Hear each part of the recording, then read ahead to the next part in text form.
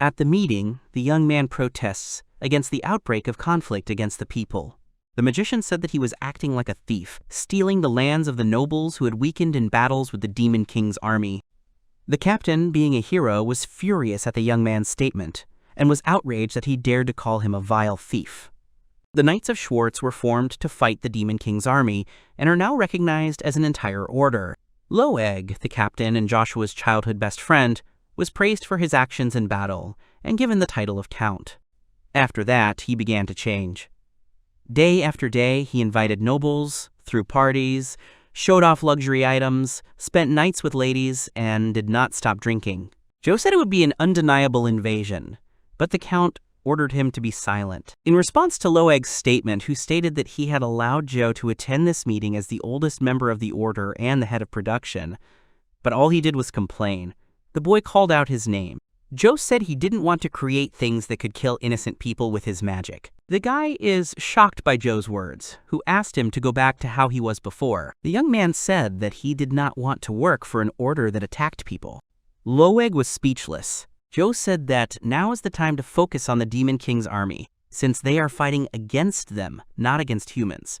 Loeg interrupted Joe by shouting his name. Pointing his finger at the guy, he declared that he didn't need him. Grabbing the sword, Loeg said that, firstly, he makes things of lousy quality. He threw the sword on the table and said that with such a weapon you can't fight an army of demons. The rest of those present ridiculed the boy, saying that Loeg was right, the mage was simply stealing their money, and given their resources, they could buy better weapons. The guy asked if this meant that the order didn't need him. Having answered in the affirmative, Loeg added that he had no use for anyone who did not obey, and told him to get lost. The young man was amazed by his words. Joe remembered Loeg praising his gun as the best. Accepting Loeg's words, the boy said that it would be as he wished. Joshua stood near the door. The young man who was being laughed at was very depressed and upset. On the vertically elongated continent of Medius, the human nation is located in the north, and the demon territory is in the south. After leaving the order, Joshua headed south to the front lines in search of work. The young man thought that he had to somehow earn a living. The guy has creation magic, which combines various elements, allowing him to create almost anything in an extra dimension if he has the right materials. Most of the things are there, so the boy only has a backpack and his friend Wiz with him. Suddenly something happened and the guy noticed it. A man ran in front of the guy. The guy's attention was drawn to the sight of a wounded girl running nearby. Joe tried to stop the girl, asking the reason for her appearance. He heard someone shouting at her to stop, and calling her a half-demon. People were shouting how beautiful she was and saying that with her and the wolf skin they would get a good price, but first, they would have to appraise her. Joe realized that they were slave traders. The guy asked them to stop. Shielding the girl with his hand, the young man asked if they didn't know that the slave trade was prohibited. These hooligans asked who he was and said that they were going to send him along with everyone else to the next world. The guy used absorption with the help of magic. The men's weapons were missing. The slave trader, in shock, asked where their axes had gone. Joe began to destroy each of them. The young man sent the villain's axes into an alternate dimension, where he transformed them into new weapons. Using magic, Joshua summoned steel arrows. He shot arrows at these men. The girl admired how the young man defeated them all at once. Joe reflected on his pre-fight nerves, as this was his first fight in a long time. Fortunately, the opponents were not too strong. The wolf they captured had already escaped. Turning to her, he asked how she was feeling. The girl replied that everything was fine and thanked him. After saying that he had saved her, the girl suddenly felt sick and clutched her side. Joe, seeing this, told her to stay put and promised to help. The guy resorted to healing magic. All the wounds and abrasions on the girl's body began to heal. The young man said he was not good at healing. There shouldn't be any problems with his legs, but the wound on his stomach could open up again. He produced fabric craft. Joe asked if she could bandage the wound. The wounded woman answered in the affirmative. Having finished bandaging the stomach, the young man tightened the knot of the bandage. The stranger thanked Joe and apologized for introducing herself only now. She called herself Elijah and added that she was a demon. Having confirmed that he remembered her name, Elijah, he in turn introduced himself as Joshua. Getting to her feet, she thanked him for his help, but immediately felt pain and fell on Joe. He managed to catch her. Noticing her weakness, he assumed it was due to blood loss. He voiced his fear that she might be attacked on the way and offered to walk her home. She tried to object, apologizing, but the guy interrupted her. He assured her that there was no need to worry, and then turned to Wiz and handed him the backpack. Joe picked up Elijah in his arms. The girl immediately became embarrassed. The young man sheepishly apologized, asking if he should have carried her on his back. Ilia replied that no, everything was fine as is. Looking at the bodies, Joshua remembered how he had almost forgotten about their gear. Holding her with one hand, the boy collected all of their things into an extra dimension. The girl asked him what he had just done and what he had done before. The boy replied that it was creation magic, and that he had placed them in a magical vault. He said it was time to hit the road. The girl told Mr. Joshua that this was their native village. The surprised young man asked if this was really true. The security was excited by their arrival. One of the subordinates called out to Mrs. Ilia and said that they were looking for her. She said he was a man and stabbed the boy in the neck with a spear. The maiden demanded that the lady be released immediately. Elijah ordered Meta to retreat, explaining that this young man had saved her. After asking again about the man, she replied that she did not believe in it. Ilia said so they don't believe her. The warriors advanced on Joshua, pressing him with their spears, not allowing him to break free. He refused to fight, and instead gently placed the girl on the ground. Her gratitude was immediate. The guy apologized for his cruel treatment of her and offered to leave. But she asked him to stay because he had not yet accepted her gratitude. She asked why he was apologizing, since it was all her fault, since she couldn't stand up for herself. He called her name. Suddenly, someone shouted to them from afar, warning them of impending trouble. The young man reported that one of their team members had engaged in single-handed combat with an armored boar and had been wounded by its horn. Those present noted with reproach how many times they had been told to avoid clashes with them.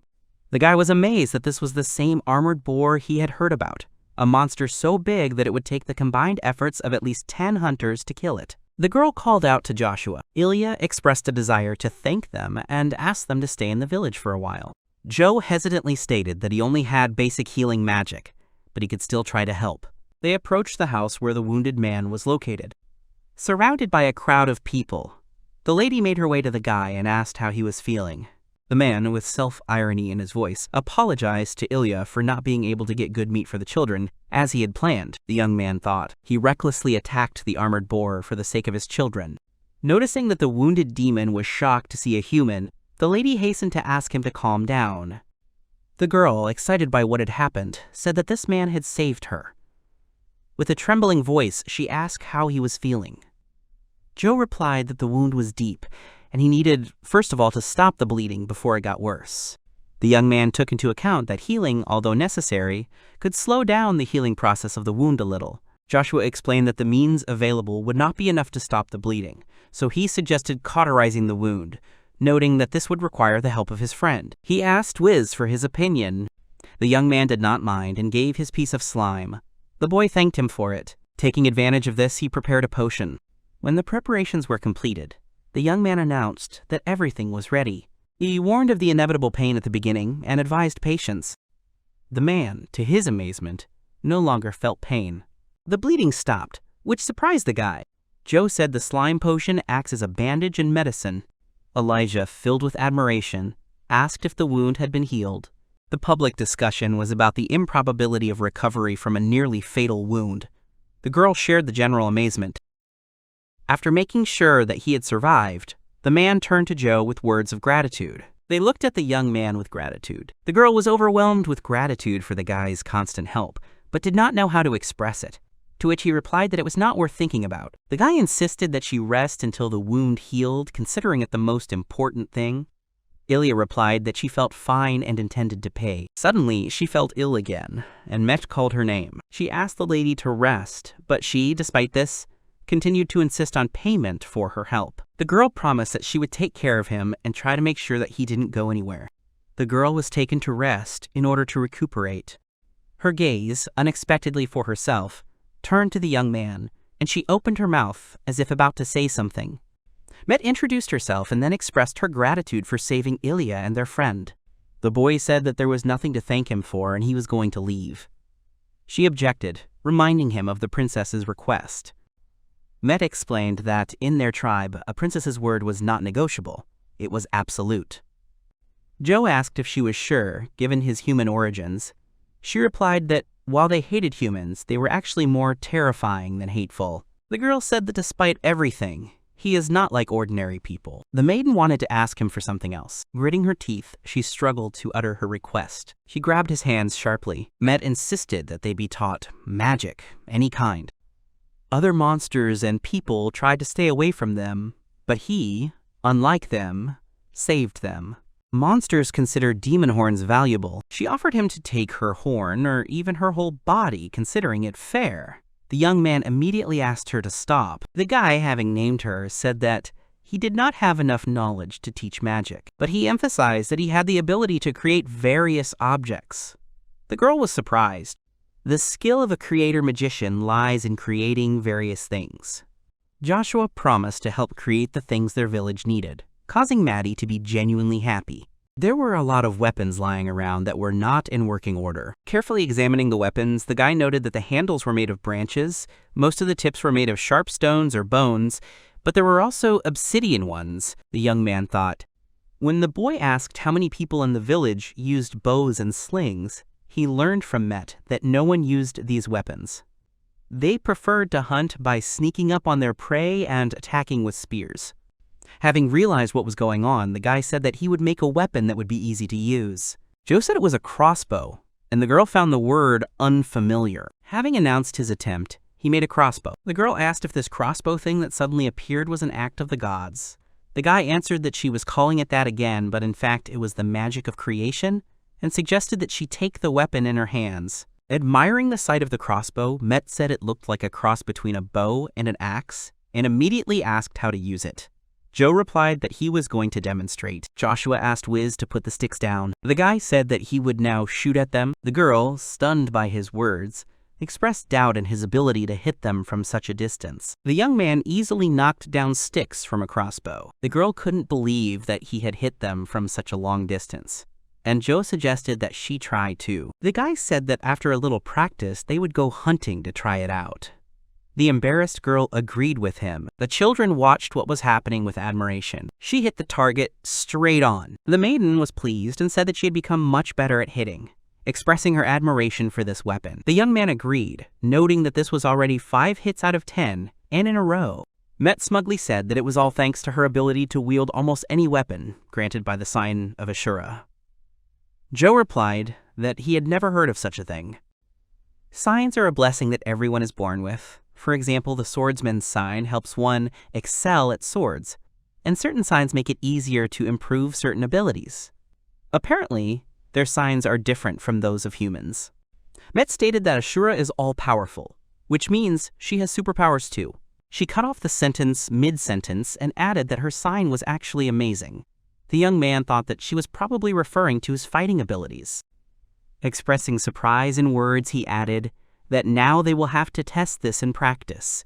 The boy asked if there was any simple game nearby. The girl replied that there were only wild boars, which looked like they were armored, and even they were sometimes hunted. The guy said that such boars would do as well, and that they would be their first target. Met agreed.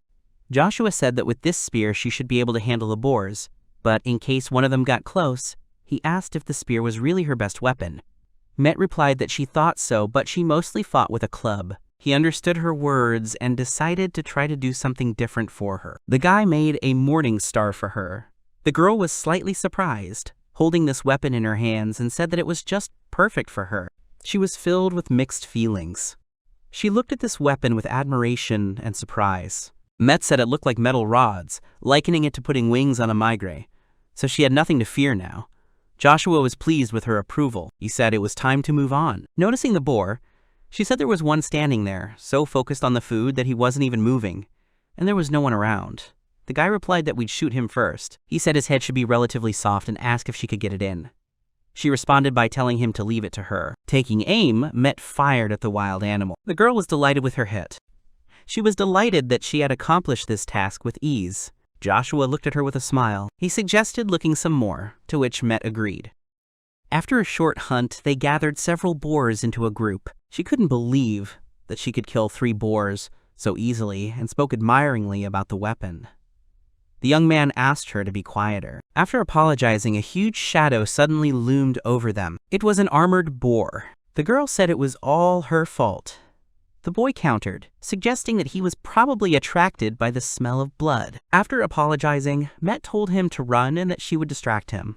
But the young man asked her to stop and not to panic ahead of time. The girl asked if he could handle it, to which Joe replied that the Demon King's army was taming them. He added that this is why he fought one of them together with his friend as a child. The young man said that his movements were simple and he would stop him. Once he did, she could hit him on the head with a mace, that is, an iron rod. The maiden agreed. As a child, he defeated one. If he can't handle it now, it will mean that he has become weaker than he was as a child. Mete called out worriedly for him to be careful. He told her not to worry and began to perform the absorption.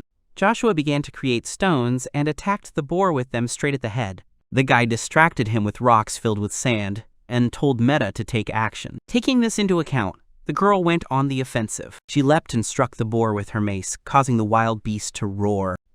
The young man was delighted with this victory. The boar, flying from the blow, fell to the ground. She couldn't believe this victory over the armored boar. Joe said it was all true, and they beat him. The guy said it was good that he was simpler than those in the Demon King's army. He added that, more importantly, she was now able to fully appreciate the power of the crossbow and mace. Met was very pleased, saying that these were simply wonderful weapons. The young man was stunned by this reaction. He thought about how Loeg, his childhood friend, had not acknowledged his merits, considered his weapons terrible, and called him a parasite. Joshua thought about the last time he was thanked for something he did. The girl interrupted his train of thought by calling out his name. He responded, apologizing and saying he was glad to hear it. Joe said he would make them more weapons. The girl asked him with a smile to do other things, adding that she would be very grateful. Ilia was in her chambers, resting, watching what was happening from the window. Met said that then other members of the clan would be able to hunt as well and asked him. The boy answered with a smile that he agreed. The young man thought that it was precisely this reaction to what he had done that made him truly happy. The loot brought to the clan caused general amazement and admiration. People could not believe that she, alone, killed all the enemies. She, ignoring the doubts, proudly declared that she did everything herself, and that it was thanks to Joshua's Arbat. They all expressed admiration for this Arbat, not knowing that it was capable of this. Mrs. Ilia could not believe that he had done something so dangerous for them. The girl could not even imagine how to thank the young man for everything. Joe replied that he did not need anything. The young man explained that he planned to stay for a while to make weapons and tools for them. In return, he asked for food and a place to sleep, and offered to help them hunt when he was free. The girl's surprise caused her to involuntarily glance at Met, who stopped her gratitude with a smile and a gesture. It was already late, and they joyfully announced a feast, inviting everyone to immediately join in the fun.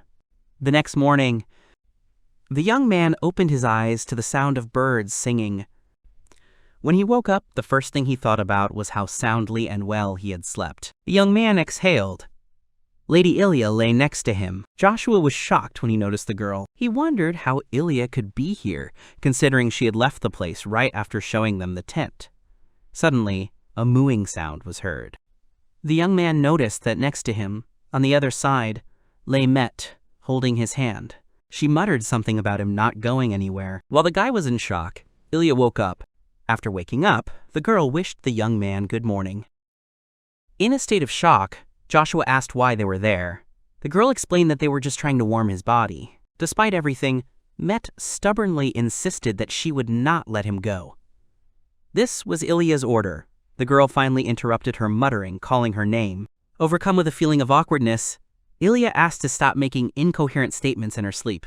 Waking up, the maiden scratched the back of her head and greeted Mrs. Elijah and Joshua, wishing them good morning. Having thanked the guy for yesterday, the girl offered him her help if he needed anything. The young man was perplexed by the current situation. When Met stood up, Joshua asked her if she was going hunting. She answered affirmatively that she would go, taking yesterday's Arbat with her. The young man agreed, saying that he understood everything, and suggested that they start making weapons for other demons. Everyone huddled together and watched as Joe created weapons for them. There was a pile of weapons lying around, a bow, a crossbow, and a mace. The demons were amazed by the boy and his ability. Taking the bow in her hands, Met explained that her grandfather was a master archer and showed how to properly draw the bowstring. Suddenly there was a cracking sound. The bow broke. The girl apologized. explaining that she hadn't meant to put in too much effort. The guy behind her expressed surprise, asking how she could break such a valuable bow. Joe said it was okay, he could make another one in no time. He thought the demons were strong, so bows might not be suitable for them. Mrs. Elijah, standing with a bow in her hands, was pulling the bowstring.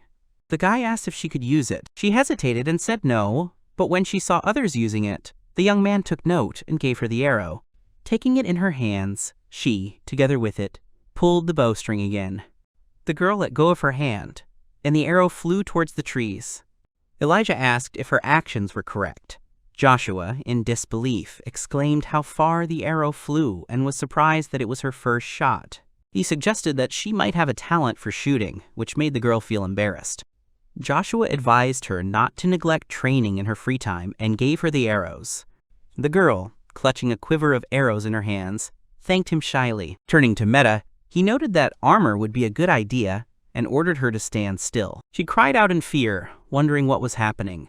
He explained that he was going to take her measurements using the wind. He made lame armor right on the girl. At the end, he said that everything was ready. Met, seeing the armor, exclaimed about its strength, noting that the boar's horns were no threat to her. Ilia, in turn, was amazed at how quickly he had made something so amazing. She waved her hand and announced their imminent return. Joshua turned to Lady Elijah. He asked her if there were any strong trees in these parts. The endless blue of the sky contrasted with the lush green of the tree crowns, spreading overhead like a huge living tent. Jeweled teaks.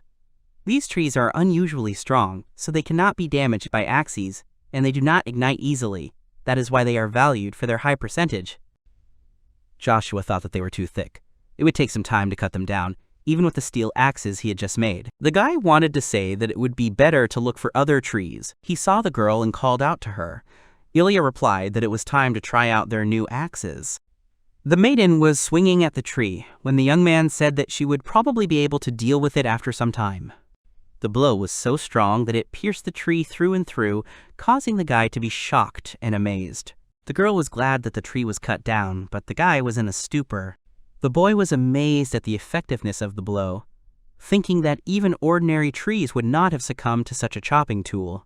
His companions expressed their admiration for Ilia and expressed their intention to follow her example. The girl noted that this axe is a wonderful tool. Mr. Joshua, in turn, clarified that this is the most ordinary steel axe. The guy thought about the fact that the muscle mass of demons is much greater than that of humans, and Ilias does it 10 times faster than others. Before them lay neatly stacked tree trunks. Joe expressed his impression. The girl expressed pleasure in cutting, but wondered about transporting the trunks. The guy offered a solution, saying that he could store everything for himself. The young man made a takeover. Elijah, continuing to express admiration for his strength, heard in response that there is always a bigger fish, and he had already demonstrated this. In any case, he noted that many useful things can be made from such a quantity of wood. When she asked him about his next steps, she learned that he was planning to build a palisade to protect the village from outsiders at night. The girl admitted that she did not know what a palisade was. Ilia mentioned that armored boars are a problem, often sneaking into the village and causing trouble at night. She paused and said that the night was dangerous in any case. The guy explained that the construction of a palisade around the village was therefore a necessary measure of protection from external enemies. Before this, the young man suggested returning to the village, asking if there was a hill closer to the center of the village. Having answered his question in the affirmative, she went to the indicated place, leading him along with her. Upon arrival, the maiden said that the place was here. He asked if they hadn't built anything here, to which Ilia answered dejectedly, no. The guy asked her again, and she explained that they had held some sort of festival here before. Joshua asked if it would be okay if he built something here. The maiden answered positively, adding that the gods would be only too happy if they used this place for their own benefit. Having thanked him, the gentleman set about construction. The young man built a tower, which caused great surprise in the lady. The demons in the village couldn't figure out what was appearing on the hill. Throwing her head back, the girl noted that the scale of the work he had done was much greater than she could have imagined. He replied that he could, if it was something fairly simple, like this, and suggested going up. Ilia agreed. Once up, the tower offered a beautiful view of the entire village. The maiden expressed her admiration, saying that she would never have thought that she would see the village from such a height. The young man added that the view was certainly mesmerizing. Joshua pointed out that Met and the rest of the hunt were visible from here. Elijah added that the hunt seemed to be going well, and that everyone was doing their part. The young man asked her how she was and added that now they could know what was happening around them. The lady confirmed his words that they would now know when monsters would approach them. The guy emphasized the need to organize constant surveillance of the surrounding area from this place in order to promptly warn of possible dangers. He said he planned to place towers on each of the 4 sides. The Virgin responded affirmatively, saying she would look for people with better sensory abilities. She then expressed her gratitude. Joshua declared his intention to build a palisade, and then asked Elijah to help him do so by asking the villagers to gather stones for additional fortification. Elijah agreed without hesitation. The gentleman thanked her, assuring her that he would build them excellent walls. Seeing the result, the girl and the guys behind froze in a stupor from the shock that covered their faces in cold sweat. As a result of the guy's efforts, a high wooden wall appeared around the village, reliably protecting it. The young man said that everything was ready. The girl asked him with disdain if he was by chance a god. In response, he said that he could not have done it without their help. Joshua said they could sleep soundly now. Mete added that they had harvested a huge amount of meat, more than they could eat. The helpers who carried the product were amazed by the wall, expressing surprise at its size. They cooked meat on sticks. Mete expressed surprise, admitting that she could not have imagined that she would be able to catch so many boars. Ilia agreed, noting that this was only possible thanks to Mr. Joshua. The girl nodded with a smile, emphasizing that he was the one who was causing this. She noted how quickly the village was surrounded by a wall, and it all seemed like a dream. Ilia agreed, adding that it was a real dream. The princess announced that she would be leaving them for a short time. Elijah asked to let her know if they needed anything. Joshua replied that he would not worry, and Met said that it was her turn to take care of the boy. The maiden has left. The girl asked the guy what he thought about meat. He was pleased to note its excellent taste. Joe asked if anyone had taught her how to cook, to which Met replied that her mother had taught her a lot about cooking. Joshua said that everything about the meat, including its grilling, was perfect. The boy added that she must have had good parents. The girl confirmed his words. She explained that she was there because of the support of her parents and Mrs. Elijah's predecessor. The young man asked that the previous tribal leader had played an important role in the lives of all the tribe members. Met replied, of course, since he had to face the orcs. The young man asked about the orcs, and she told him a story about them. 10 years ago, a group of orcs came to them and declared that they had defeated the people and now had rights to this territory. 10 years ago, there was a time when the human allied forces lost the first great battle, and the Demon King's army expanded its sphere of influence further north. The humans suffered heavy losses, but the boy didn't know that the demons suffered as well. Met said that she was still a child, so she didn't know the full details. One day she invited the other children and Mrs. Elijah to play on the ravines in the south. The carefree time passed after the children saw the silhouette of monsters. At some point, especially large orcs appeared. Obviously, the demons' horns were valuable to them. The leader talked to the orcs and came to an agreement with them, but after that, they still decided to come for the demons. The orcs had their eye on Lady Ilia's horn, which was longer than usual, and they tried to take it away. The little girl, shielding the others with her body, ordered them to run to the village immediately. She was horrified by what she saw. Behind the orc was Medi, who was about to hit the monster. Throwing the girl to the ground, the orc called her a bug. Suddenly, a huge boulder flies at his head. Ilia, angrily throwing a stone, looked at these monsters. The orc was furious at her actions and came up to her with the words that the games were over, and grabbed her by the horn. Her horn was torn out. With horror and tears in her eyes, Met called out to Miss Elijah. Suddenly, a woman appeared and attacked the orc in his hand. These were Met's parents. Calling out to them, her relatives first ordered her to run away with Ilia. The girl ran away with Lady Ilia to the village, while her parents held off the orcs. When she looked back, only their heads remained. Lady Ilia bowed, cried, and apologized, although Met considered herself to be at fault for the situation. The guy said that she was not guilty and did nothing bad, only the orcs were guilty. The girl said, fingering her fingers, that the chief had told her the same thing. After what happened, the leader went to the orcs alone. When he returned, he was holding the baby's horn in his hands. He himself was already without his horn in hand. As he died, he told Elijah to protect them all. The girl said that his grave was in the center of the village. Pointing her finger at the place, she was shocked, asking what was built on it. Feeling a little awkward, the young man thought that there was a tower on that spot, which he had built that morning. Confused, Met asked if he had gone too far. Joshua replied that he had only built it because Elijah had said that the gods would be pleased too. She said that was true, the chief would be pleased. Mrs. Ilia was not one to worry about such things and asked for forgiveness. Returning to the topic of Ilia, the young man asked about her current activities. The girl, answering his question, mentioned the possibility of conducting training with the bow that had been given to her earlier. Ilia spoke of how she could protect everyone with this bow. She believed Joshua's words about her talent for shooting. Joe thought, considering what she had shown him this morning with the bow and axe, she must have a sign that improved her handling of weapons. The young man asked her if she knew what Ilia's sign was. The girl replied that she was talking about the Hanya. No one in the tribe had such a sign. He said it was new to him.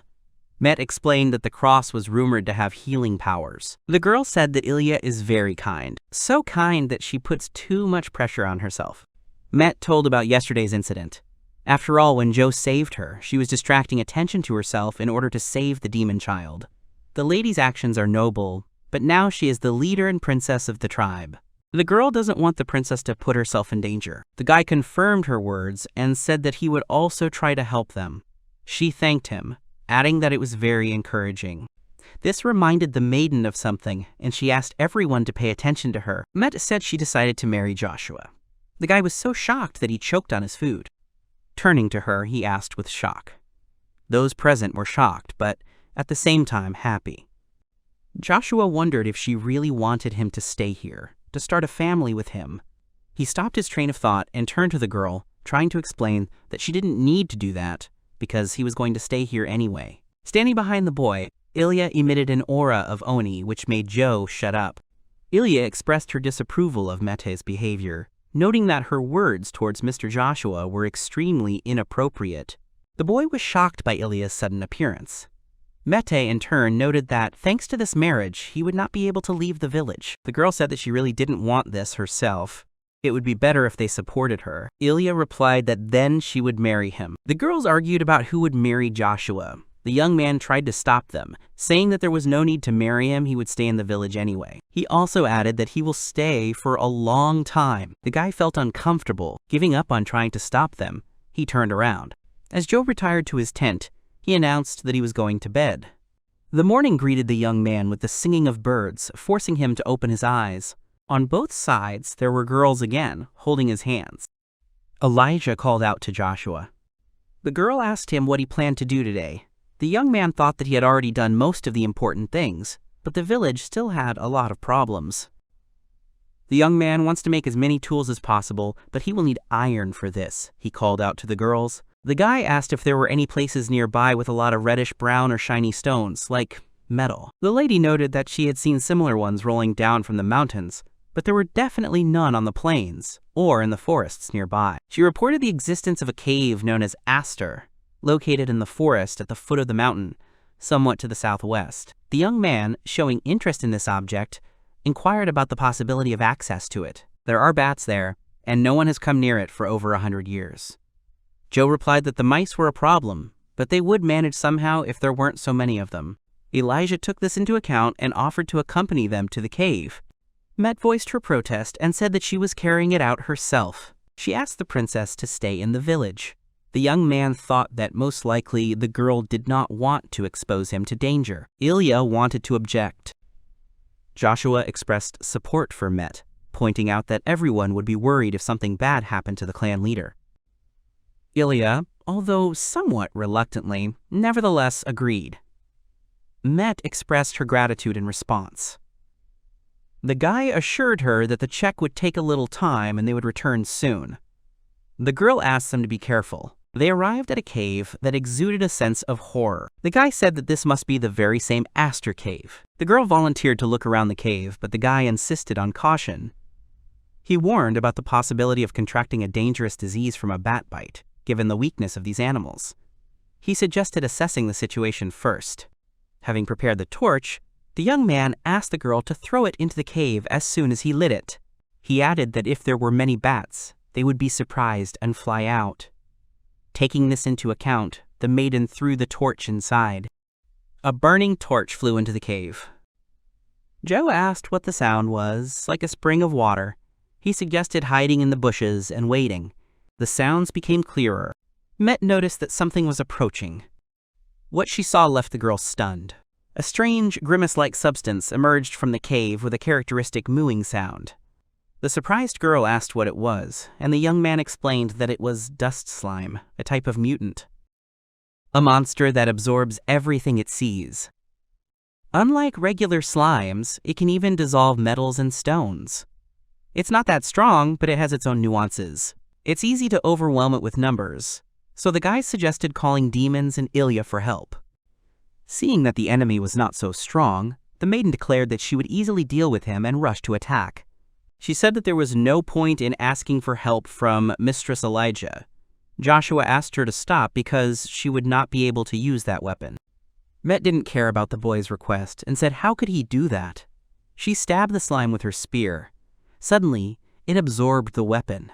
The young man demanded that she immediately throw the spear, but the girl resisted, reminding him that he had made the spear for her. Suddenly, the slime spat out the spear, and the girl was thrown to the ground. The guy started creating a magic shield. He picked her up with this shield and was about to make another craft. Instantly creating a protective wall, Joshua held back the slug and lifted Met into his arms. The young man asked if she was okay, but she apologized. He told her not to worry about it. Looking down at the dust slime with disdain, Joe confirmed his suspicions. He did indeed prefer moving targets. The guy thought maybe he should put the girl down and deal with him himself.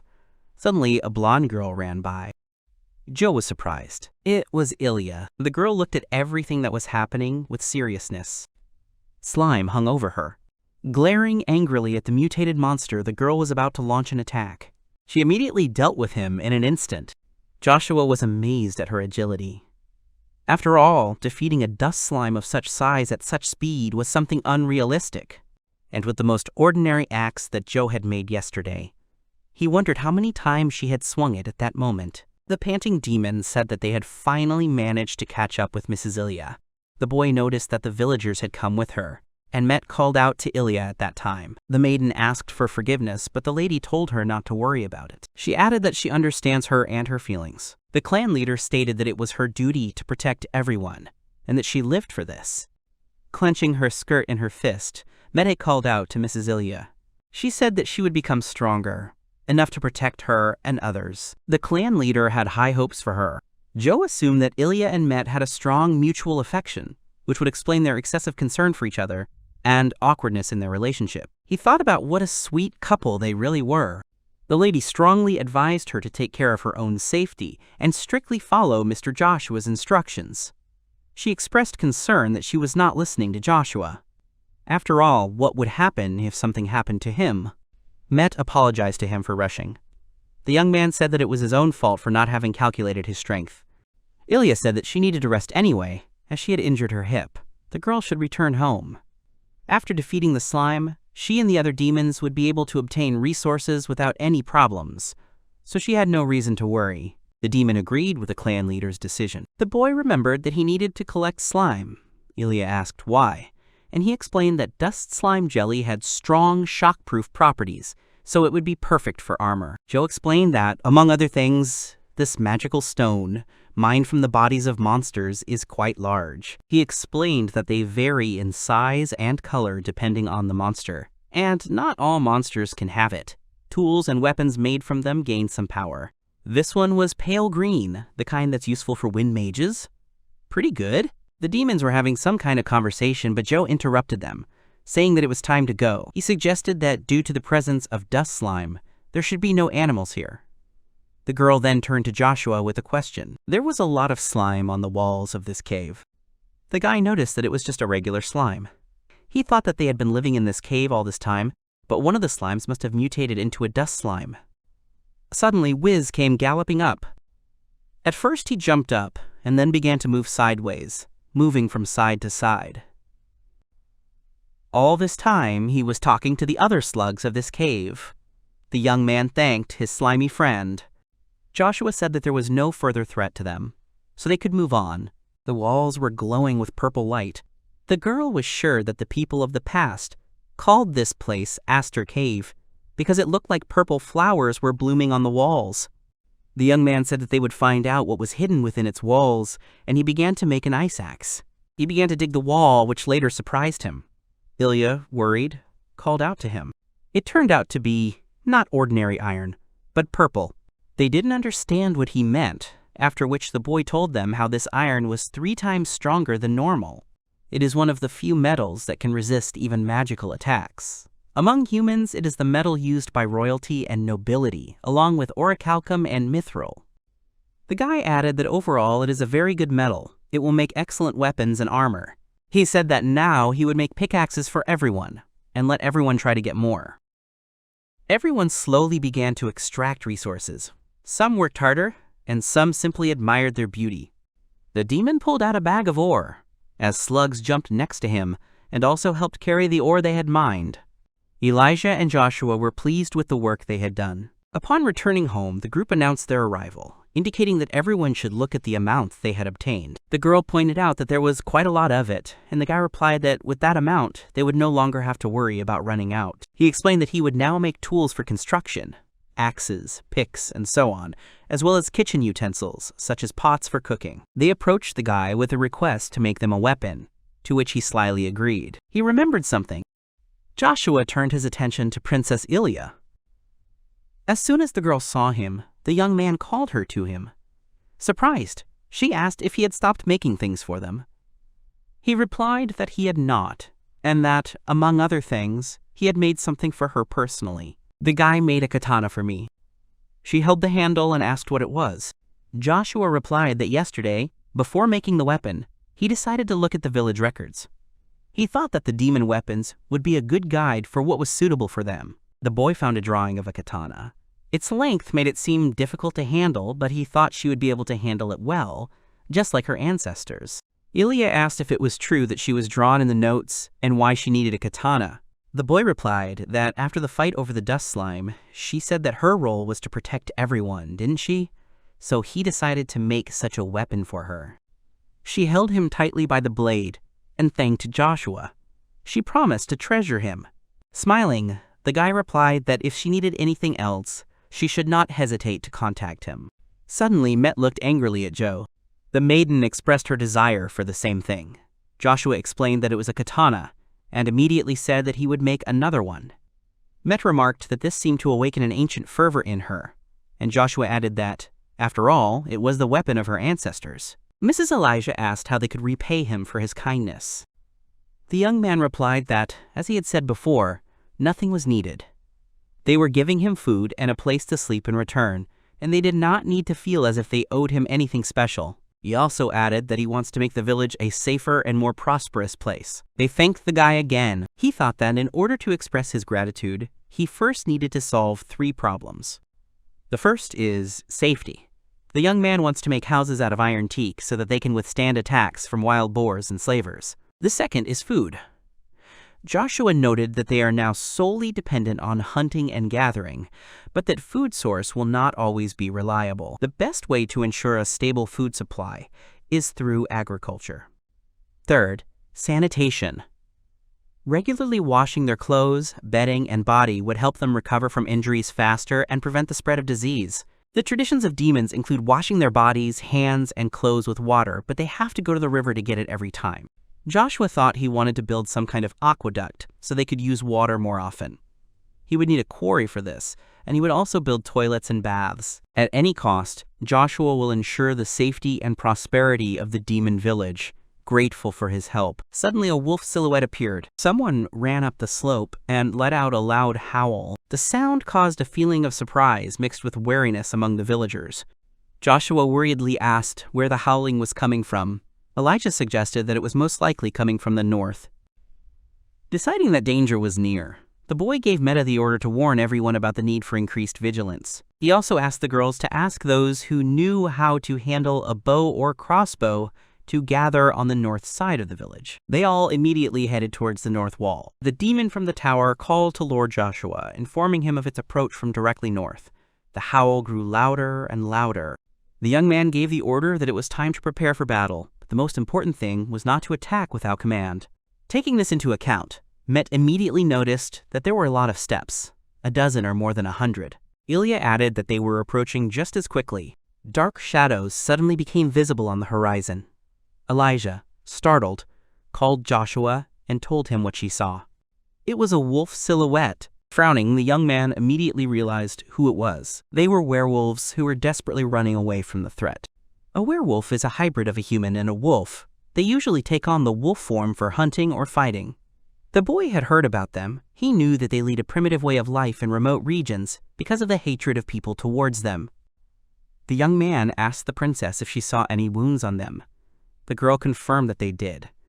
With pity in her eyes, the maiden assumed that they must have been attacked by slave traders. Suddenly, a wolf cub burst forward from the pack. Meta ordered to aim, but Mrs. Ilia immediately ordered her to stop. The little girl looked up as if she wanted to say something. Ilia pointed to the cub. The young man, without letting her finish, replied that he understood everything. Without a doubt, it was she who was captured by the slave traders who attacked her. The puppy introduced himself as Merc. He asked to let them through. I tried to explain that they just want to pass through and nothing more. Ilia stated that she had no intention of entering into conflict, offering the werewolves unimpeded passage and inquiring about the reasons for their flight. The kid said that they were attacked by people and she was still in danger, a little more, and she would catch up with them. Suddenly, a roar sounded, which had been pursuing the werewolves all this time. Ilia immediately ordered Meta to let everyone into the village. The girl agreed. She gave the order to the mistress that the northern gate must be opened. The refugees quickly headed towards the village. The demon sat them down, brought them blankets, and provided them with the necessary assistance. Suddenly, Joshua heard a man command that he must seize every single one of them. There were calls from the crowd to sell one so that the money would last a lifetime, and warnings not to let them go as they were bound to serve as mongrels. The man was stunned. When they saw the fort, they couldn't understand how it could be in such a place. Joe thought it would be best for them to leave quietly, but they have werewolves as hostages, so the guy gave the order that no one should be let in. The young man ordered Met to order that only the slavers be shot at. Met obediently confirmed that this would be done. The girl gave the order, adding that they should not hit the werewolves if they were not confident in their accuracy, and not shoot. Taking hold of the bow, Ilia stood in full readiness. They opened fire. The arrows flew. At first the men dodged, but then the arrows began to hit them accurately. The leader of this formation did not expect such a turn of events. The man asked them to stop, saying that they were also humans and had no intention of attacking the fort. They only wanted half humans. Joshua shouted that they were people too and demanded that the werewolves be released immediately. The people below were perplexed. They were shocked and assumed that these mestizos had found the old fort and made it their base. The young man thought that it was not technical, but now was not the time. The leader ordered to retreat and use werewolves as a human shield. Met angrily called them cowards, and Joe asked her to stop so that she wouldn't go into battle herself. He asked to surround the people and block their path, but suddenly Elijah, jumping from the palisade, rushed to attack. Upon landing, the princess rushed at the enemy with her katana drawn, defending her people and the refugees. The men were shocked and asked what it was. The girl grabbed the handle and swung it at the enemy. With one blow, 2 were killed. The man watched, and fear gripped him. He asked what was happening, breaking out in a cold sweat. He hid behind a werewolf and, with horror on his face, demanded to know who she was. With a look full of anger and confidence, Ilia said that if he let the werewolf go, she would leave him alive. He asked if this was really what she wanted. The girl answered in the affirmative. The princess ordered him to raise his hands. Without giving her a chance to finish, the man interrupted her, telling her to stand where she was. The man ordered to return to the fort immediately. He held the blade of his sword to the werewolf's face. Fear and horror were written on her face. Looking up at the girl, the man hiccuped in fear when he saw that expression on her face. Ilia's gaze was full of thirst for revenge and justice. She wanted to end this once and for all. The girl cut off the slave trader's hand. The man was horrified and immediately let go of the child. Filled with anger, the lady was going to destroy everyone. But then, hearing Joshua's voice, she stopped. He asked her to stop. Clutching a log with his hand, the young man shouted that it was too dangerous to pursue them too far. As soon as the cowards had disappeared from the scene, the princess's rage instantly subsided, and, turning slightly, she called out to Joshua. Her gaze, directed at the backs of those running away, expressed a complete misunderstanding of the situation. The thirst for revenge that covered her with such force deprived her of complete sanity.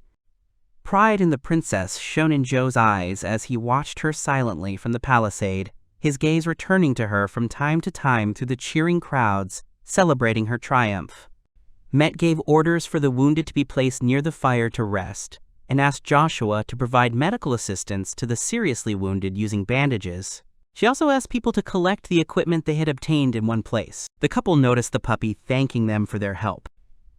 Unlike her previous introduction at the entrance to the village, she introduced herself more thoroughly, calling herself Merc, the daughter of the chieftain of the Martis tribe. The girl was pleased to meet her. In response, Ilia introduced herself to her as the head and princess of this tribe. The puppy was deep in thought. After a short pause, she bowed, saying that to her, she was simply Merc. The princess said that there was no need for such formalities, and she too could simply call her Ilia. The chieftain's daughter took this into account and replied, "Okay." The leader asked if they all came from the north, to which Merc thought about it. She added that they lived in a cave at the foot of the mountain, but recently people began to appear. She explained that the number of people had increased significantly the day before, which was the reason for the flight. Joe realized the reason for their gathering and asked if everyone present was pursuing them. Merc added that definitely not, at least because past pursuers included those who used fire. Not understanding, the young man asked her to clarify her words. She replied that their opponents shot fire, literally from their palms. The guy said that since they were shooting fire from their hands, they were fire mages. After thinking about it, he came to the conclusion that if they were using fire, it would be necessary to notice the wooden palisade on the stone walls. He added that they had met before. Merc thought about it and remembered, saying that he was with Ilia then. Joshua said that meant those slavers were hunting her. Met interrupted their conversation. The angry girl claimed that everyone present had deliberately brought these people to attack them. Ilia tried to explain to Meta that she was unaware of the girl's presence at the time.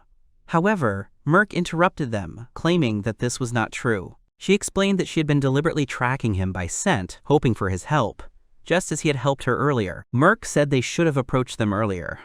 That's why she asked them for help now. The princess supported her, saying that in difficult times they should help each other. They will always be able to help them. Merc thanked the lady. Met stuttered, wanting to say something. The girl asked what they wanted. The chief's daughter asked to be allowed to stay for a while, assuring them that they would comply with any demand, and that everyone except the children would fight on their side. She said, "I hope that's what Merc means," and then Joe called her name.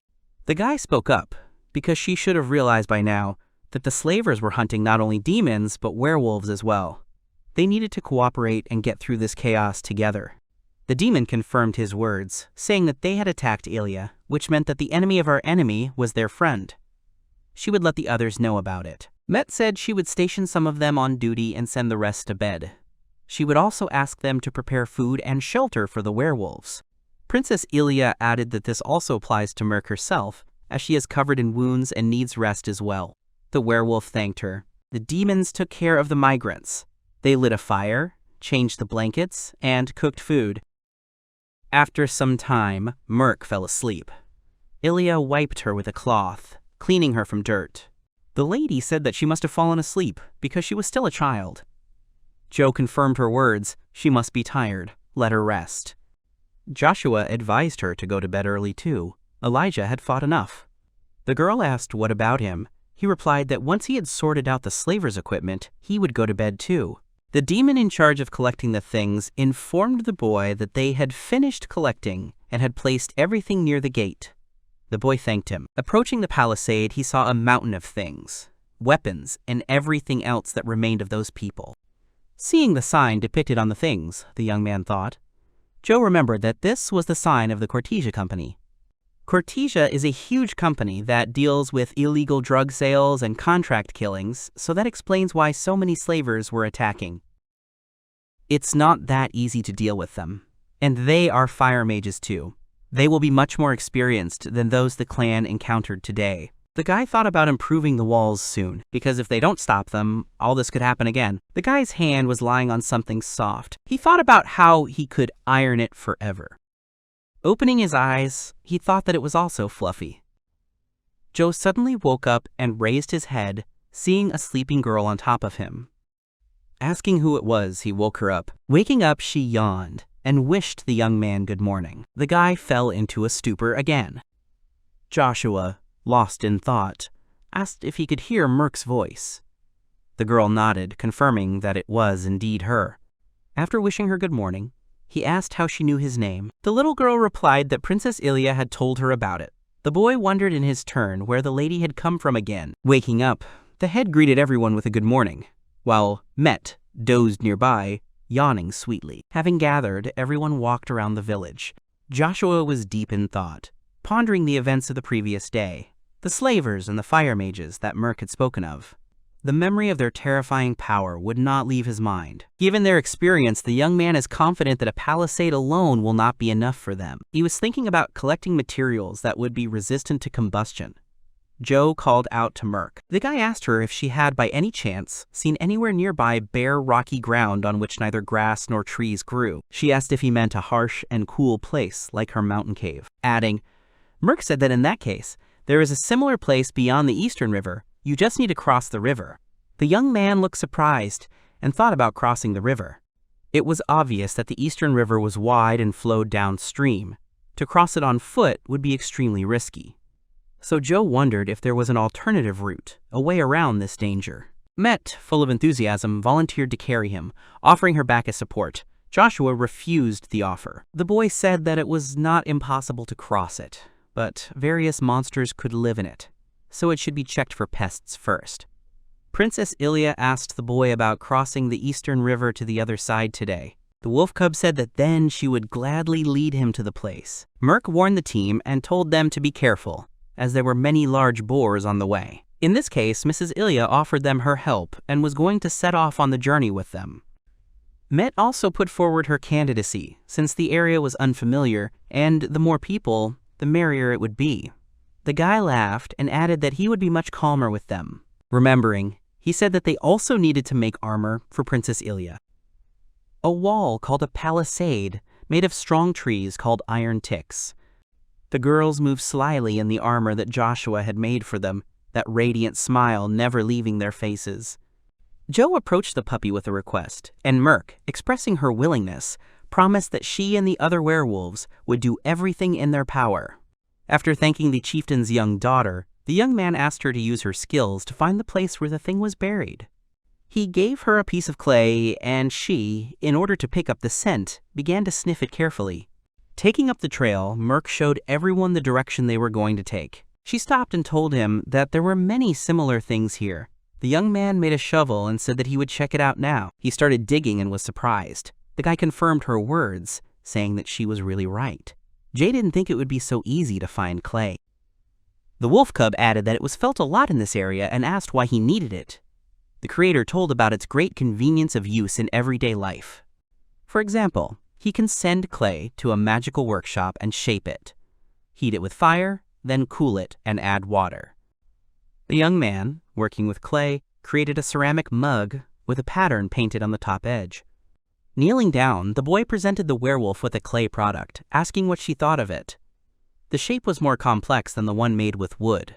After touching it with her paw, Merc said that it was indeed quite durable. He shared information about how clay can be used to make tiles and bricks.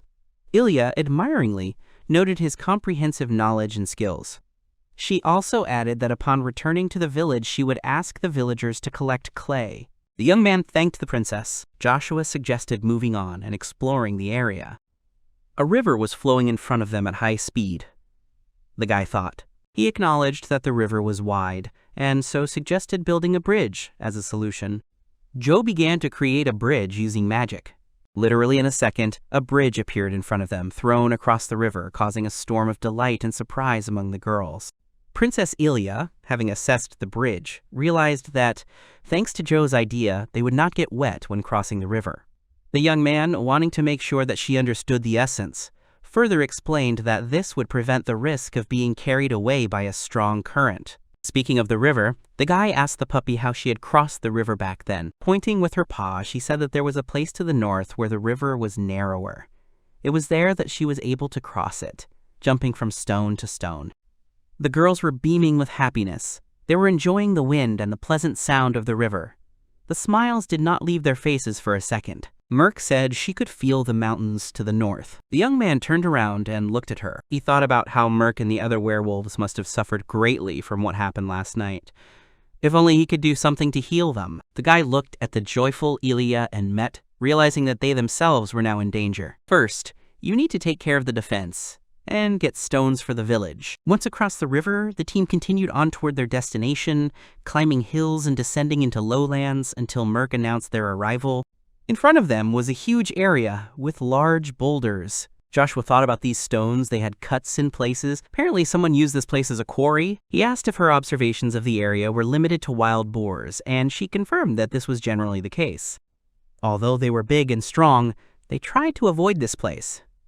The young man was surprised. Joe remarked that he had not seen any animals while they were walking. Met supported his words, saying that since there were only small animals here, such as rabbits and birds. After discussing possible options, the guy suggested trying to get stones. Ilia asked him about his actions, and Joshua explained that it was drilling magic, which combined wind and fire magic. It was suitable for cutting stones. The young man continued to drill stones for further crafting. Ilia sensed something was wrong, and as a result, anxiety showed in the expression of her eyes. Suddenly, the stones began to rise into the air. Met exclaimed in amazement, trying to understand what was happening. The stones seemed to be gathering together in the center, flying in from all around and forming some strange silhouette. Joshua was stunned by what he saw. The stones merged to form a huge stone giant. The guy said with horror on his face that it was a golem. Fury boiled in her eyes, and obeying an impulse, Princess Ilia, driven by a sense of duty and determination to protect her own, rushed into battle, ignoring the threat. The young man shouted at her to stop. Ignoring his warning about the extremely powerful defense, the girl attacked him with determination. With one swing of her blade, she deprived him of his stone leg. The girl found herself under the golem's shadow, hanging over her. The golem, trying to crush her, brought down its power on her, but the girl, dodging the crushing blow, jumped back, avoiding imminent death. The girl couldn't believe her eyes as she saw the golem's severed leg magically regenerate. Realizing her mistake, the girl expressed regret for her thoughtless actions, suggesting that chopping blows were probably powerless against the golem. The guy, with a degree of understanding, confirmed her guess. The guy, noticing the reddish-black stone on the golem's chest, explained that it was the one that provided regeneration, and that in order to win, it was necessary to hit it. Suddenly, his face contorted with alarm, and he noticed something else. Realizing the threat, the young man shouted that the golem had started throwing stones, and gave the order for everyone to immediately escape, running in different directions. The young man called out to the girls and said that he would give his stone the opportunity to open up. They just needed to take the chance and destroy it. The girls looked at each other, confused by the chaos of flying stones. Drawing their weapons, they prepared for battle. Joshua told Mirka to be careful. All she needed to do was focus on dodging. The wolf cub replied that he shouldn't worry, as dodging wasn't that difficult. Mr. Joe ran towards the stone golem. Princess Ilia said it was too dangerous. She couldn't hide her concern. The guy smiled and replied that everything was fine and that this was exactly what he knew how to do. The golem lifted a huge boulder weighing several tons into his hand. He started throwing huge boulders straight at the guy, not giving Joe any slack. The creator used absorption to disable the golem. The monster didn't care. He continued to regenerate his arms without any problems. As he continued to absorb his opponent, Joe thought about his body, that even it was made of inorganic stone. Joshua got rid of the golem's hand again. The mage watched as he gathered stones to fill the hand he no longer had. But there is one small but. Joe absorbs the stones much faster than the monster can regenerate them. The young man kept trying to recover. The guy gave the command to attack the golem right in its heart. Swinging her iron rod, Met said that with her weapon she could pierce anything. After these words, the girl jumped on the giant and, attacking him, crushed his right half. The demon called out to Lady Elijah as if inviting her to come to her. With a scream, the princess rushed into battle. Just one swing of the blade, and the golem was defeated. The monster's heart, that glittering scarlet stone, split into 2 halves. Joe was pleasantly surprised when he picked up the gem. The princess asked if Joe was hurt, to which he replied that he was perfectly fine and that it was just a great job. He was very happy and delighted with the stone. The girl thanked the guy, but admitted that it was mostly thanks to him that everything worked out. Joshua clarified that it was, of course, great that they were able to defeat the monster, but he meant the stone. Mrs. Ilia wondered if such beauty could have come from the golem. The guy confirmed her words. This is the stone of the golem's puppet. It is quite fragile, which is why it mostly crumbles after the giant is destroyed. The young man asked if they could see how he was shining. After all, that meant he could be used as a puppet. Since the stone split equally in the middle, it is possible to create 2. Ilia asked. That is, he can create exactly the same as they defeated now, and if he attacks them again. The creator answered that it is a puppet, and therefore follows all the orders of the one whose name is engraved on the stones. He explained that even if it belonged to someone, the owner's name could be rewritten. The maiden said that it was hard for her to believe, but she was very glad that they were able to help him. The young man could not hide his joy and noted that they really helped a lot. Joshua was going to create a golem and made a craft. After his words, a stone giant rose from the scarlet half of the stone. The leader was amazed. She said that he could create literally everything, even living beings. The young man explained that he did not know whether he could be considered a living being, but he was definitely special. Joshua asked the golem if he could carve a solid stone and showed the approximate size of the stone cube. The giant nodded in response to his request. The girls and the wolf cub could not describe their feelings in words. The aggressive golem had just become their friend and was now helping them. Without any effort, the giant easily lifted a healthy boulder, which caused Met to admire him. The demon ran to the stone to prove her strength, saying that she could not lose to him, and that she could also lift such a large boulder. The giant approached her and took the stone, after which Met admitted that even she could not lift it with one hand. The young man, turning to the golem, said that in any case, they now had a reliable assistant. Suddenly, feeling the earth shake, someone, alarmed by what was happening, shouted that trouble was approaching. Everyone, seized with horror, looked at the giant and asked again what kind of creature it was and what kind of enemy had attacked them. As the giant carrying huge boulders advanced behind Joshua and Elijah, they did not understand the reason for the general unrest. Ahead of the others, Met ran to the front to calm the frightened residents, confidently saying that there was no reason to panic.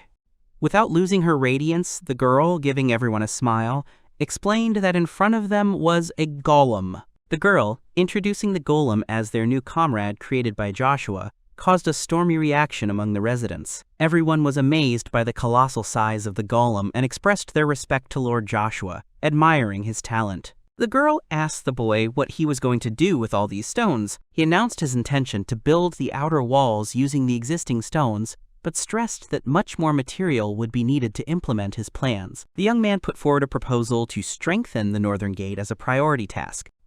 The girls, while in a state of delight, were simultaneously shocked to the depths of their souls.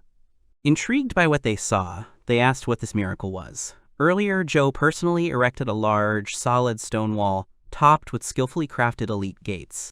Princess Elijah, amazed by the scale of the structure, enthusiastically exclaimed that it was the most impressive of all Joshua's creations. The young man, not hiding his surprise, admitted that even for him it was a first. To make sure they were reliable, the guy suggested testing the strength of the new walls first. This aroused great interest in Maddie.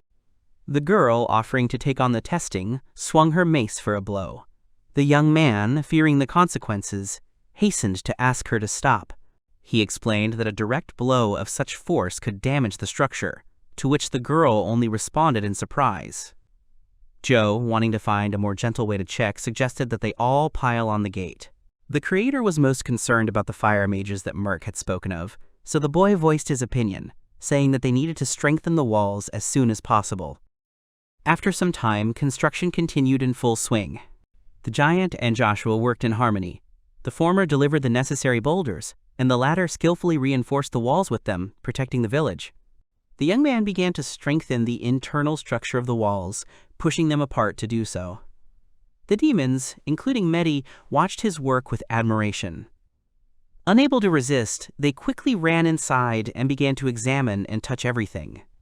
Princess Ilia, seeing the mess, reprimanded everyone for their mischief. Joe, watching from the sidelines, had a hard time suppressing his laughter, feeling awkward. He watched them with a warm smile. After a period of hard construction work, Joe, pleased with the results, said that they were doing great, and that if they continued to work in the same spirit, they would be able to complete the work on the north wall tomorrow. Among other things, he drew attention to the old logs left over from the old wall. It would be possible to build fortified dwellings. A radiant smile lit up his face. Then the guy enthusiastically said that he had a lot of work ahead of him. Suddenly, a female voice called out to the young man. It turned out to be Met, who couldn't find Merc. The guy asked again about her. Joe mentioned that he hadn't seen her since the morning. Met, thinking about this, explained that she had been thinking about what she and Merc could do together, and in particular cooking. The young man remembered that in the past, Meti did not share a positive opinion about werewolves. Seeing how hard they worked, she began to become attached to them. Met has her own way of showing concern. The young man decided to go and look for the missing woman himself, entrusting the girl with cooking for now.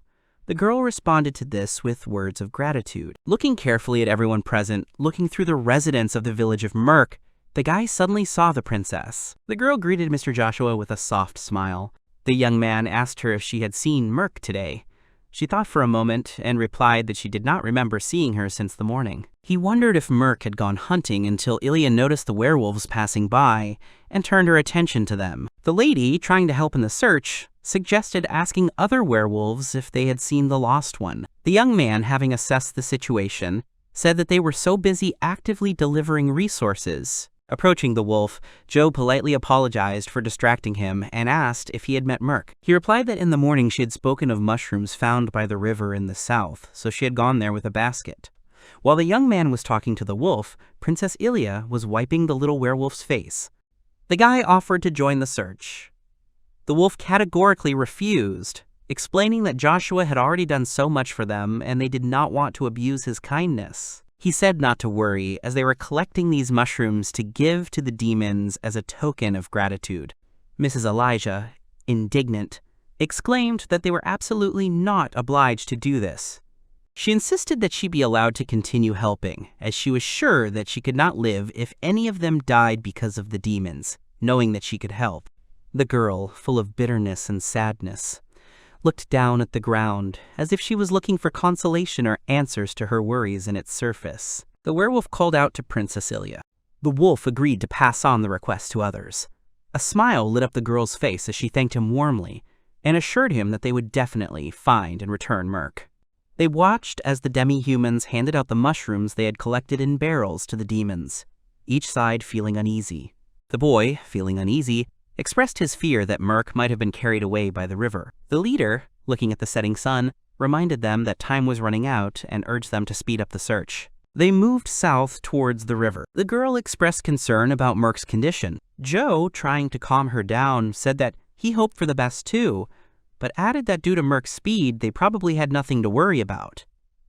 However, the girl continued to think about the situation. She wondered what drove werewolves to care so much about demons. The young man calling out to the girl told her that, frankly speaking, he shared Merc's feelings. He said that when his village was destroyed, he was just a helpless child, so no one wanted to take him in.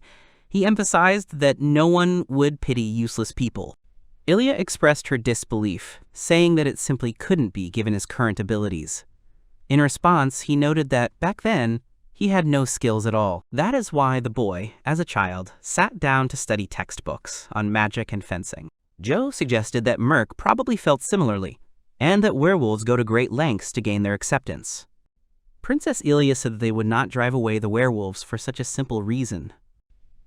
Joshua agreed, adding that the other demons also understood that driving away werewolves for this reason was ridiculous. He agreed with her observation, saying that she was absolutely right in noticing that the werewolves had been working with excessive zeal lately. The girl politely approached Mr. Joshua, saying that she would like to talk to Merc about this.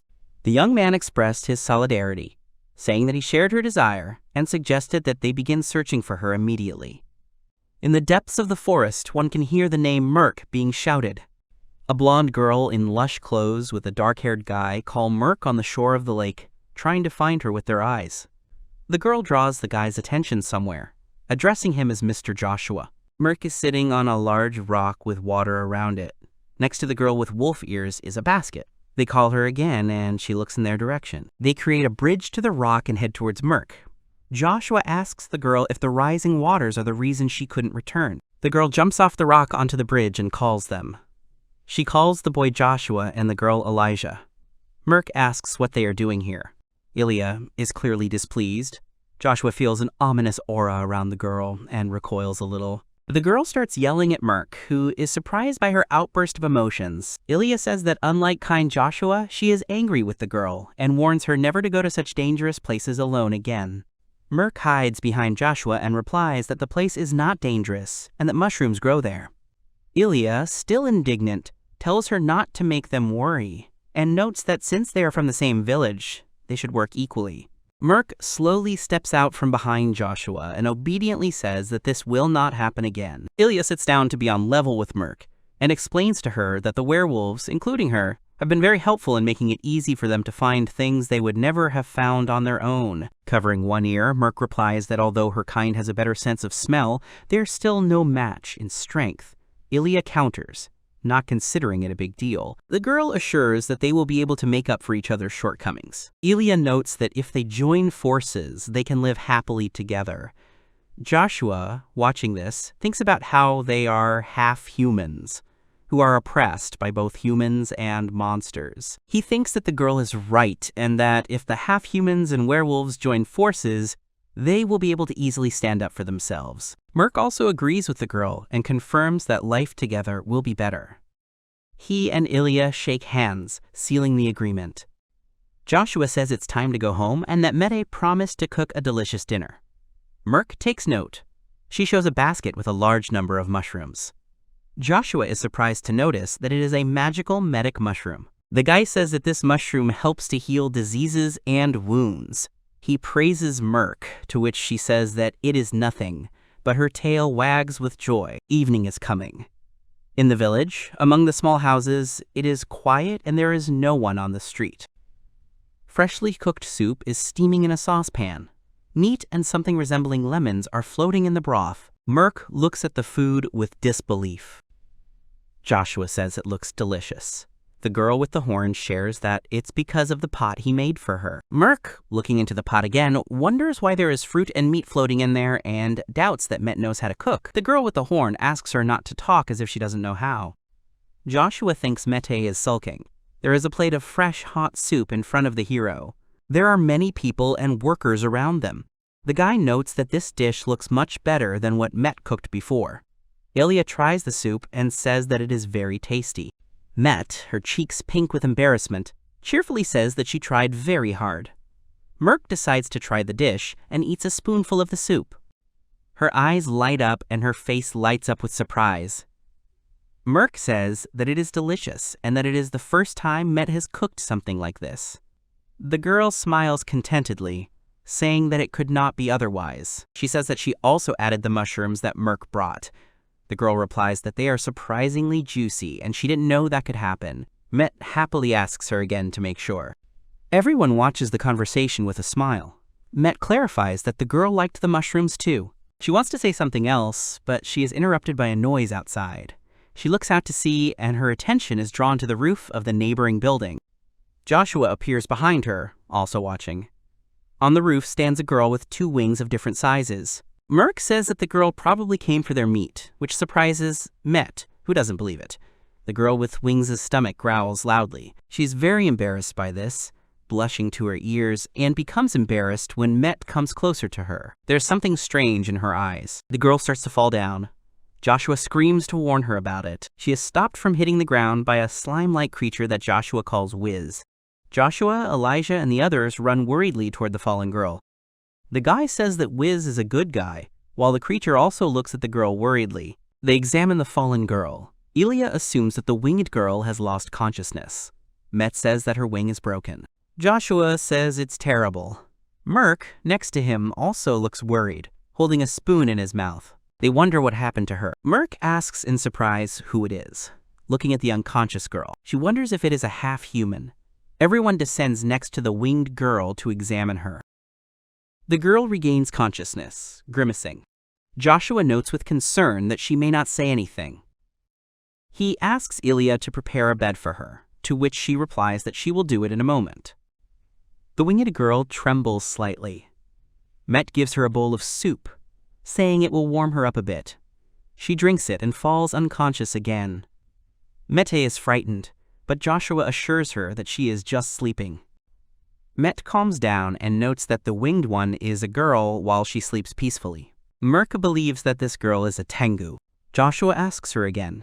She explains that they live west of her place, on a small mountain, and that they have wings. The guy says he has never heard of such a thing before, but he understands that she is one of the types of half-humans that live in these parts. Ilia returns, saying the cot is ready.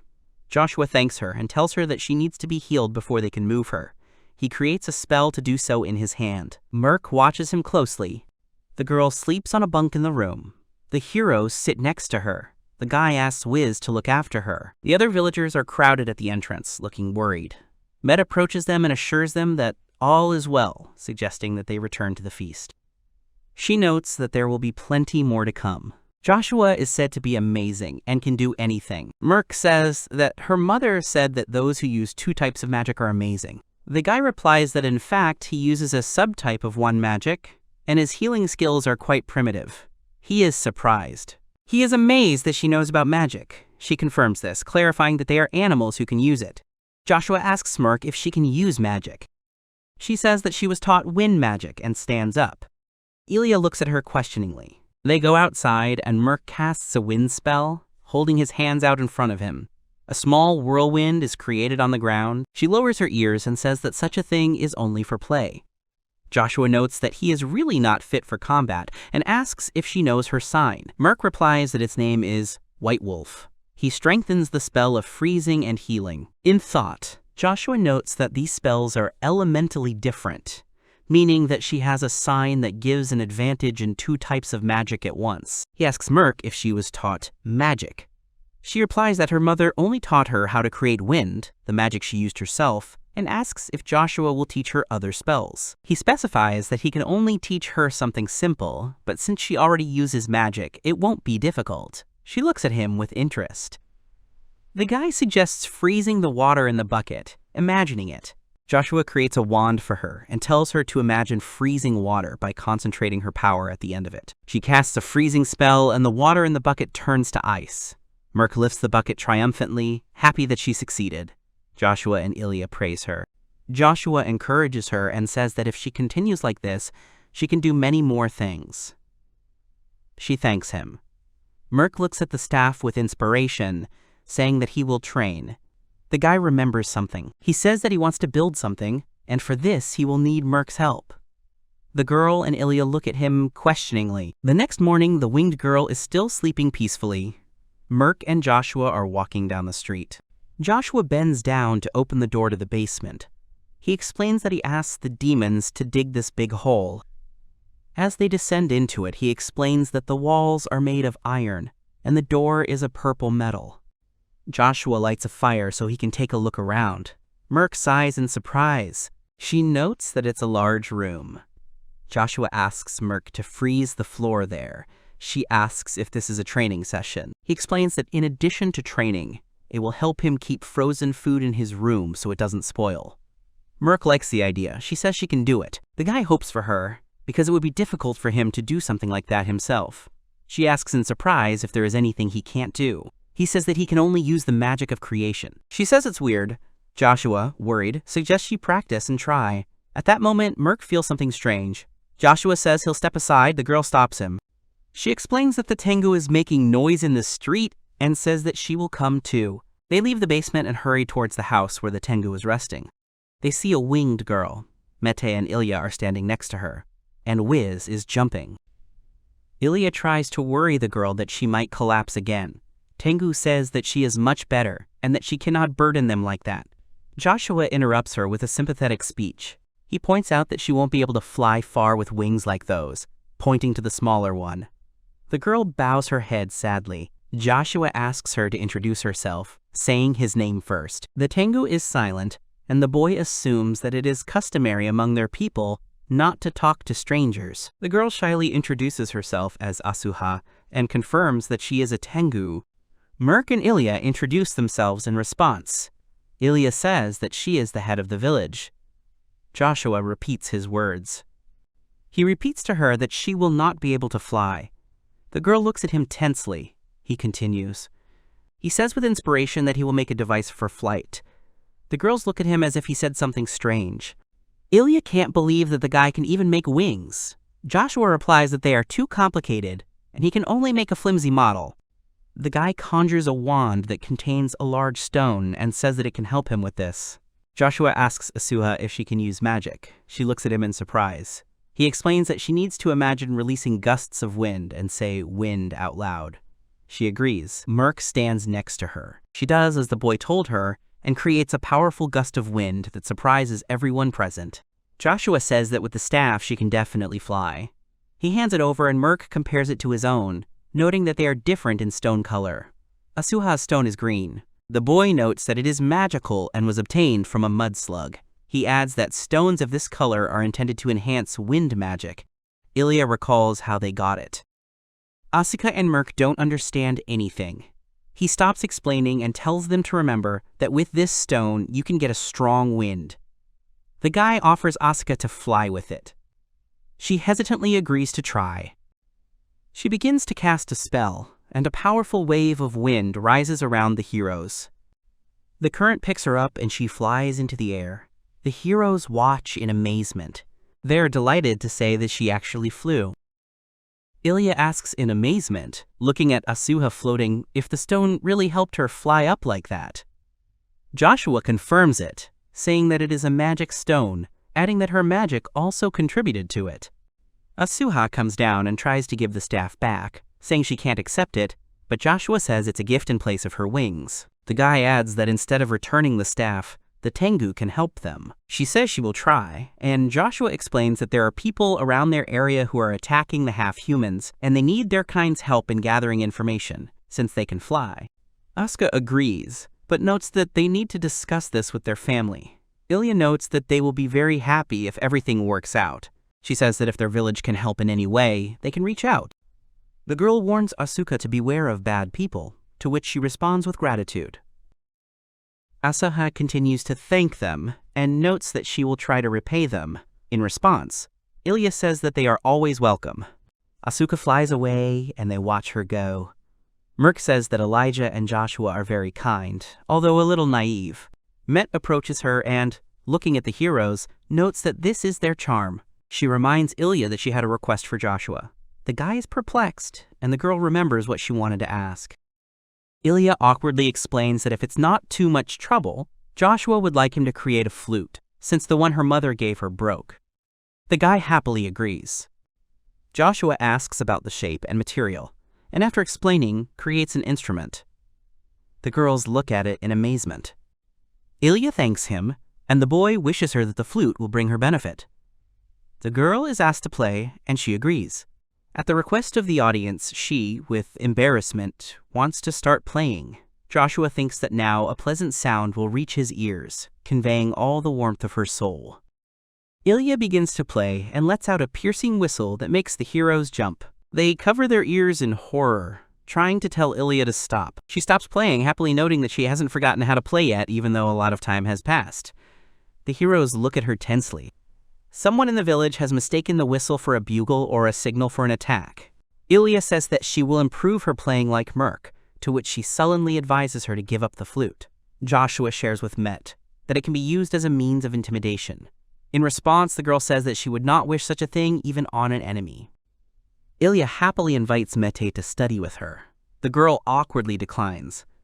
Joshua notes that Asuha has already flown far away. He looks into the distance with a smile and hopes that everything will be fine with her. He doesn't know yet that she will return the next day.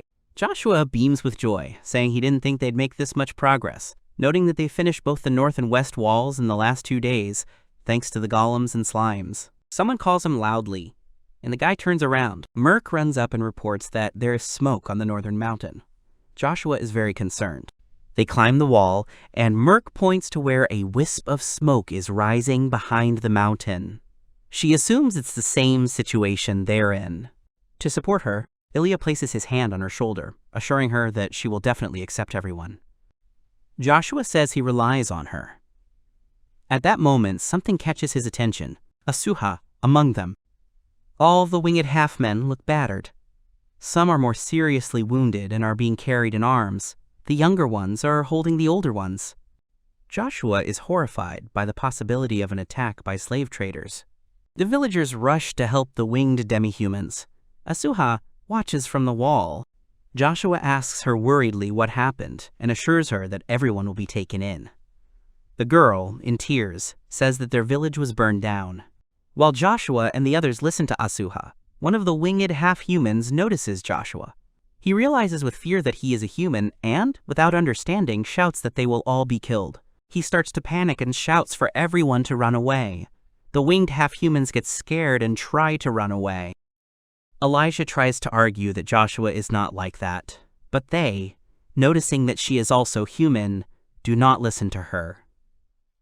They wonder what people are doing there. Ilia looks at the frightened half-humans in confusion and wonders what to do. At that moment, she is interrupted by Asuha's scream, telling everyone to stop. She screams tearfully that Joshua is the man who saved her and that they are different from other people. The winged half-humans freeze at her words, and she adds that it was the heroes who let them into the village. One of the Tengu apologizes for their reaction. Ilia waves it off and says that they have had a hard time and need a rest. Ilia says she will prepare beds for the wounded, and Merc asks to see the wounds themselves for treatment. All the villagers help the Tengu, supporting and caring for them. While the rescue work is underway, Asuha tells us that this is only a third of all the inhabitants. The second part was captured, and the third was burned. This was done by a man who emits a large fire. Joshua assumes that these are the same firebenders who attacked the werewolf village. Asuha says that there were many other people, but it was the firebenders who burned their villages. The boy thinks that these are high-ranking mages. He apologizes but asks if these people used other magic. Asuha says that there was only fire. The girl notes that they had the same purple cape as Joshua, and that they called themselves the offspring of the fire god.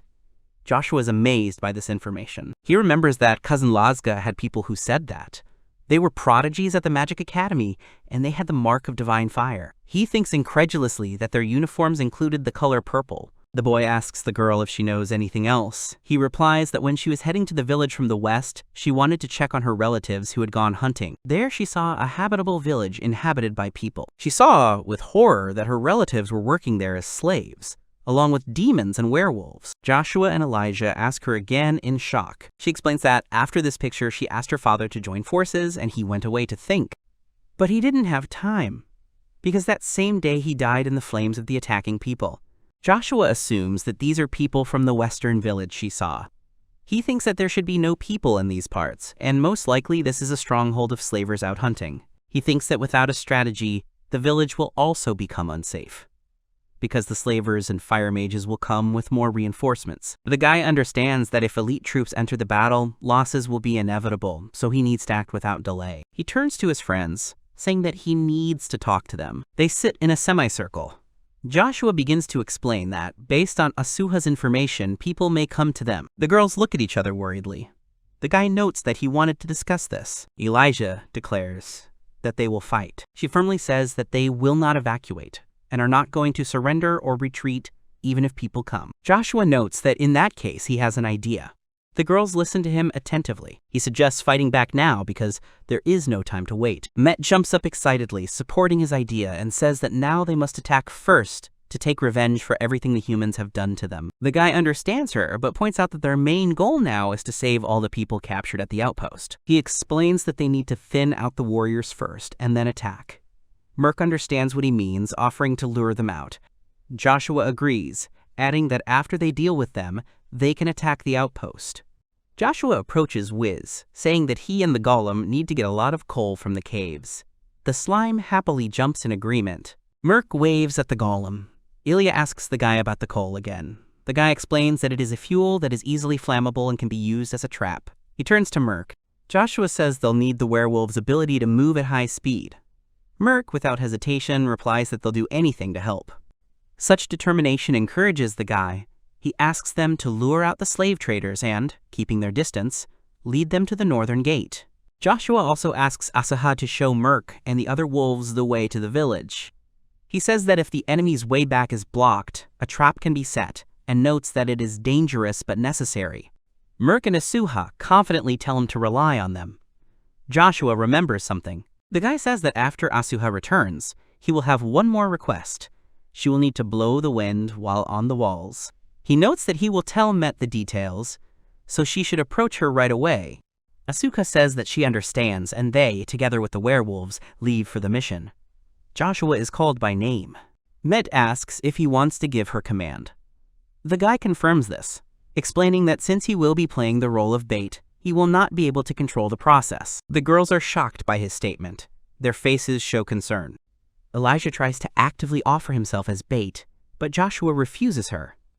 He grimly says that he will need to take care of something personally, and to do this, he will need to be very close to the enemy. The boy tells Ilia to wait at the castle gates and to enter the battle on the signal. Reluctantly, the girl agrees. Joshua thanks her with a smile. For this reason, he hands over the leadership to Met. The guy says that she will have to control the situation and the order of actions from the walls. The girl, a little nervous, salutes him, promising to remember everything. Joshua reassures her, saying he will leave Wiz with her. He notes that they need to prepare and make defensive arrangements. The girls do not understand him. He decides to show it in practice, and, with the help of magic, creates a wooden ballista. Mete compares the device to a large arbot on a stand. He explains that the ballista shoots large arrows or stones. Mete is excited about shooting it. The guy stops her. He notes that they will use it at the very end.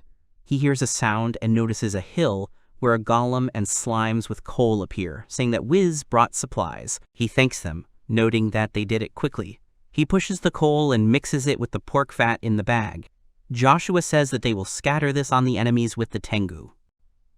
He instructs Meta to shoot flaming arrows near them after that. She listens to him attentively. The guy says that they need to continue preparing for the arrival of Merc and the others. It's getting dark. Small clouds are floating across the sky. Notices something. Merc and Asaha's group appears from behind the hill. They come closer. Merc, in wolf form, tells the boy that there are about 300 people on the way. He asks if everyone in their squad is safe. She answers in the affirmative. Joshua says that it will be necessary to place demons and werewolves at a distance so that they watch and monitor the enemies, and if they try to escape, immediately eliminate them, and if they do not resist, tie them up. Merc asks Joshua if he'll go alone. The guy agrees, but assures him that everything will be fine. Ilia and Mete are nervous, but continue to prepare for the fight. The guy confidently declares that since he is a human, he must meet his fellow humans himself. An army of people is approaching a village. One of the soldiers confidently says that he saw werewolves. They come across a wall and a large gate. One of them suggests that they have lost their way. A robed man in the back row shouts and swears that they cannot follow the trail properly. He takes off his hood and it becomes clear that he is a guy with freckles. He clicks his tongue in displeasure. The soldier calls him Mr. Varnish. He points towards the wall and says that this is definitely the right place. He reveals that there are werewolves on the wall. Joshua attracts the slaver's attention, stating that they need to talk. Varnish asks who Joshua is and why he, as a human, is in such a place. The guy introduces himself and asks in response what they are doing here. Varnish's name sounds familiar, and he remembers seeing him on assignment with Logue as the creator's closest mage. Remembering, he immediately introduces himself and asks Joshua if he remembers that he was the one who polished his sword. Joshua realizes that he is a relative of Loeg, a fire mage genius. He remarks with displeasure that he should not remember such bastards. The guy says that Varnish should leave the slave business and return to the academy. Varnish laughs, saying that he still remembers him. He mocks Joshua, saying that the creator's sign is the worst, and that with it you won't even get into the academy. Varnish proudly asks if Joshua is jealous of him, since he can't do anything about his mark, and tells him to kneel before him, the best student of Versos Academy. Joshua frowns at the thought that such a man, like Loeg, judges people by marks. He shouts out a question about why such a talented student is engaged in slave hunting. Joshua reminds Varnish that hunting half-humans is forbidden by divine law. The boy brushes it off, saying that he will not limit himself to any law. He says they are doing this for fun. Met and Elijah hear these words too, their faces reflecting disgust. Joshua also says it is disgusting. Lighting a fire in his hand, Varnish replies that the kind of joy that shouting, screaming, and crying gives him is not something that can be found in the academy. He says with a sinister smile that causing such torment to the inhuman rabble makes his heart beat faster. Varnish points out that someone like Joshua would never understand their mirth. His men snicker behind him. He says the hero should never have been born. Joshua confidently says that he would rather die than become like Varnish. The guy is offended by such a statement. Joshua thinks he needs to provoke him as much as he can. Varnish furiously offers to kill the guy right now, saying he will kindly turn him into dust.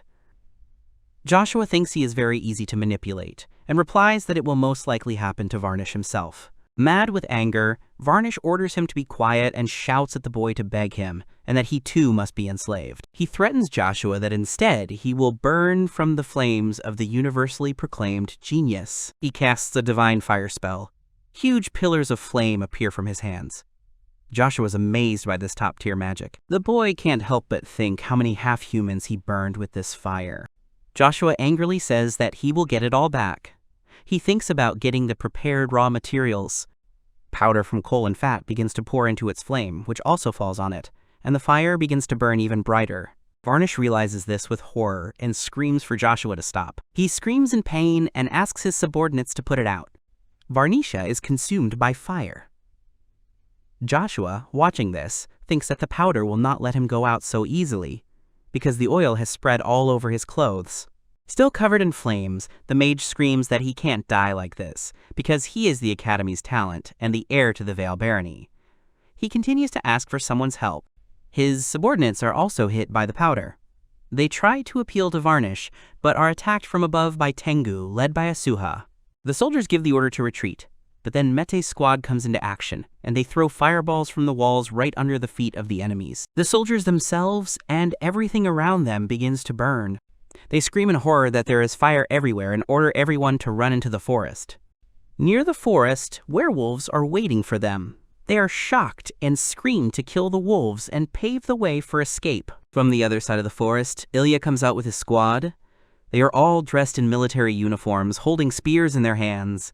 The girl has a katana in her hand. One of the soldiers notices that it is a girl, but she is already raising her sword with a confident face to strike. She rushes among the soldiers, quickly inflicting injuries on them. Met orders the gates to be opened, and another squad runs out. She shouts for them to attack and not give Ilia a head start. They rush into battle, and a fight ensues between the soldiers and the half-humans. Werewolves, demons, and humans fight fiercely. One of the soldiers shouts that since the forest is blocked, they need to go to the river. The remaining soldiers, those who are not captured, run towards the river. Some of the demons ask if they have won. Mete rushes after them. Joshua quickly stops her. He screams at her not to kill them because they need information. She confidently states that she will only cut them a little. Merc in wolf form stands in front of her and says that Met might accidentally fail to fulfill this condition, so it would be better for her to go herself. The girl is outraged by such a statement. She runs after Merc, screaming that she will catch them. Joshua thinks that she is as fast as the wolves. His thoughts are interrupted by someone speaking to him. Asuha approaches him with gratitude, saying that these were the very people who burned her village. Joshua remembers Varnish's burnt hand and says, a little grimly, that he too is glad they won. One of the demons happily says that now they can attack the outpost and save those they took into slavery. They praise Joshua. Elijah comes to him and asks what they will do. He thinks about what if the people really have become fewer. They can't miss such a chance. He says they can't go wrong. His thoughts are that they were able to win without casualties, and they also need to keep the bar down when attacking the outpost. An unexpected thought occurs to him that it is not necessary to destroy the outpost, because it is only necessary to get the prisoners out of there. All the captured soldiers were tied up and placed in one place in a clearing. Their weapons were thrown down nearby. Met, her eyes sparkling, reports that she has caught them all just right. Joshua, patting Merc on the head, thanks them both. He creates a mask in his hand and everyone looks at him in surprise. Joshua puts on his mask and says with a smile that he has something to talk to them about. Hiding his identity behind a mask, Joshua begins interrogating the prisoners about how many people are in their fortress. The soldiers refuse to talk. Ilia threatens them with a katana, holding it to the throat of one of the captives. She says she will not waste her time. She grimly says she'll give them 10 seconds. They quickly agree, shouting that there are 50 people in the fort. Joshua listens intently. The soldiers shout in unison that this is true and that everyone can vouch for it. Joshua, having absorbed this information, orders the Tengu and werewolves in the vanguard to lead the prisoners to the fortress. They make a procession, letting the prisoners go first.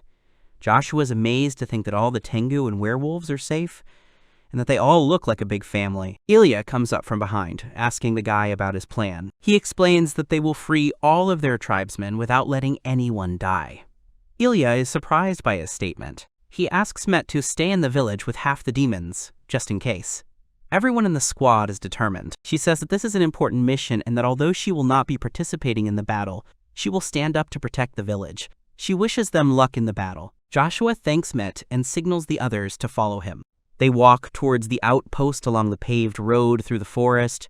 Joshua is at the front of the column. Merc tells him that the human fortress will soon be visible. The guy shows her that they have already arrived. The outpost is visible at the end. The guy tells everyone to wait, gathering them around him to explain the tactics. He says that they need to surround the fortress. Ilia asks if this is all they need to do. She worries if this will be enough. He agrees and says that they will not fight. Merc disagrees. She says that they need to destroy the enemies and free the people, because there are only 50 people. Joshua refuses her. He reminds her that they can use hostages. The guy suggests not to press, but to cut off all escape routes, so that they have no choice but to come to an agreement. Elijah assures him to rely on her, and says that if Joshua has decided so, then so it must be. Merc agrees. They note that especially on this day, everything came together as it should. It is night, and the moon is shining in the sky. Joshua creates torches and tells Wiz to gather slimes and distribute them. The slimes give each squad 2 torches, so that they surround the fortress from west to north. He lights a couple of torches and tells everyone to pass the fire and light everything. The guy commands the werewolves to spread out from the east to the north, the Tengu to surround the fortress from above, moving in a circle, and the demons from the south to move with the prisoners straight to the walls. While creating the mask again, Joshua says he needs 1 prisoner, as well as Asuha, Ilia, and Merc. He creates 2 large golems behind him, puts on a mask, and says it's time to begin. There are 2 guys in the fortress. One looks out the window and says that Mr. Varnish has returned from hunting wolves. The other looks out and realizes with horror that these are not their relatives. The second guy notes that there are too many lights in the forest. Elijah starts playing the flute. The guys in the fortress cover their ears, not understanding what kind of terrible music this is. They order to report everything to Mr. Kobius. Joshua also stands with his ears covered. The guy and Ilia are very pleased with the effect and the fact that they were able to make some noise.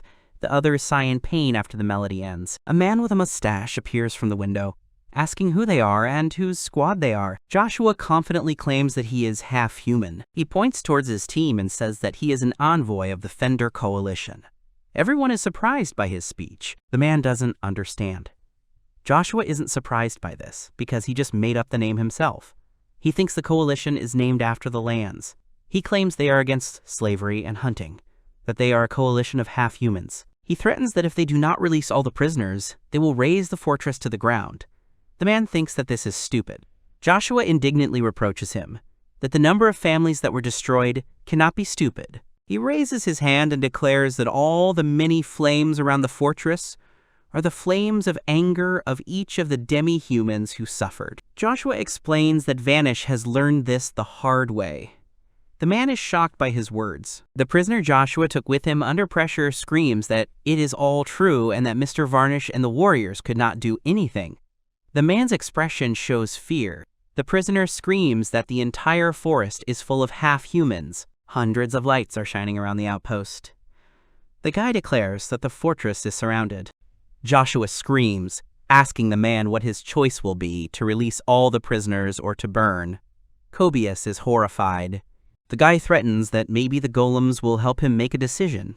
Kobius tells him to wait. He asks for some time. Joshua thinks that their demands are to let their comrades go and make them leave, because they do not intend to attack them or take their things.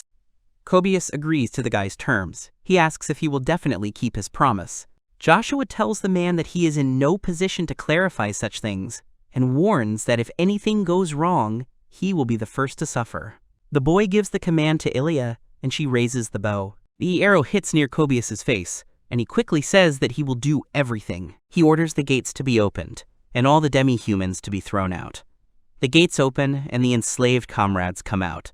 The golems show them the way. Joshua calls on Ilia, Asuha, and Merc to check if everyone has been released. They carefully lead away the freed ones. Merc and Ilia make sure everything is done correctly. Ilia reports, a little gloomily, that everyone was released, except for those who are no longer alive. Joshua says they would like to take the remains, but time is running out and it's getting light. Ilia agrees that the result of their actions is good. The guy turns to Kobius, asking if he let everyone go. The frightened man screams that they are all gone. Then Joshua orders them to leave before he changes his mind. Kobius swears that they will never come back. On behalf of all his comrades, the boy says that the half-humans are smarter than them, and this time they will believe their words. The people look at them with horror. The man shouts that they are retreating. Joshua and his team return to the village. Joshua asks Merc if they are being followed. She, walking alongside him in her wolf form, assures him that no one is on his tail. She asks the guy what he meant by his words about the Fender coalition. He explains with a smile that he wanted to let people know that there are many demi-humans and that they should be feared. Ilia adds that if you think about it, the name reflects the truth, because they are indeed a coalition of races living on Fender. The girl watches the friendly interactions between her comrades from different races. She laments that, after defeating the slavers, their pleasant camaraderie may end. Joshua is surprised by her words. Asaha and Merc exchange glances. Merc approaches her and assures her that such a thing will not happen and that they will always be there. Asaha also says that if the demons don't mind, they would like to stay. Joshua says happily that it's not a bad idea. He talks about the need to work together and the possibility of expanding the coalition further. Elijah looks at him hopefully. She takes Asuha's hand in hers and speaks enthusiastically about continuing to support each other. Then they turn to Joshua, who looks at them questioningly. They hint to him that the coalition needs a leader. The guy freezes, realizing that they mean him. Everyone looks in his direction. He awkwardly tries to explain that he is just a traveler. With eyes shining with admiration, Ilia says that they owe the success of the operation to him, because they know nothing about tactics and strategy. Asuha also adds that Joshua is suitable for this position.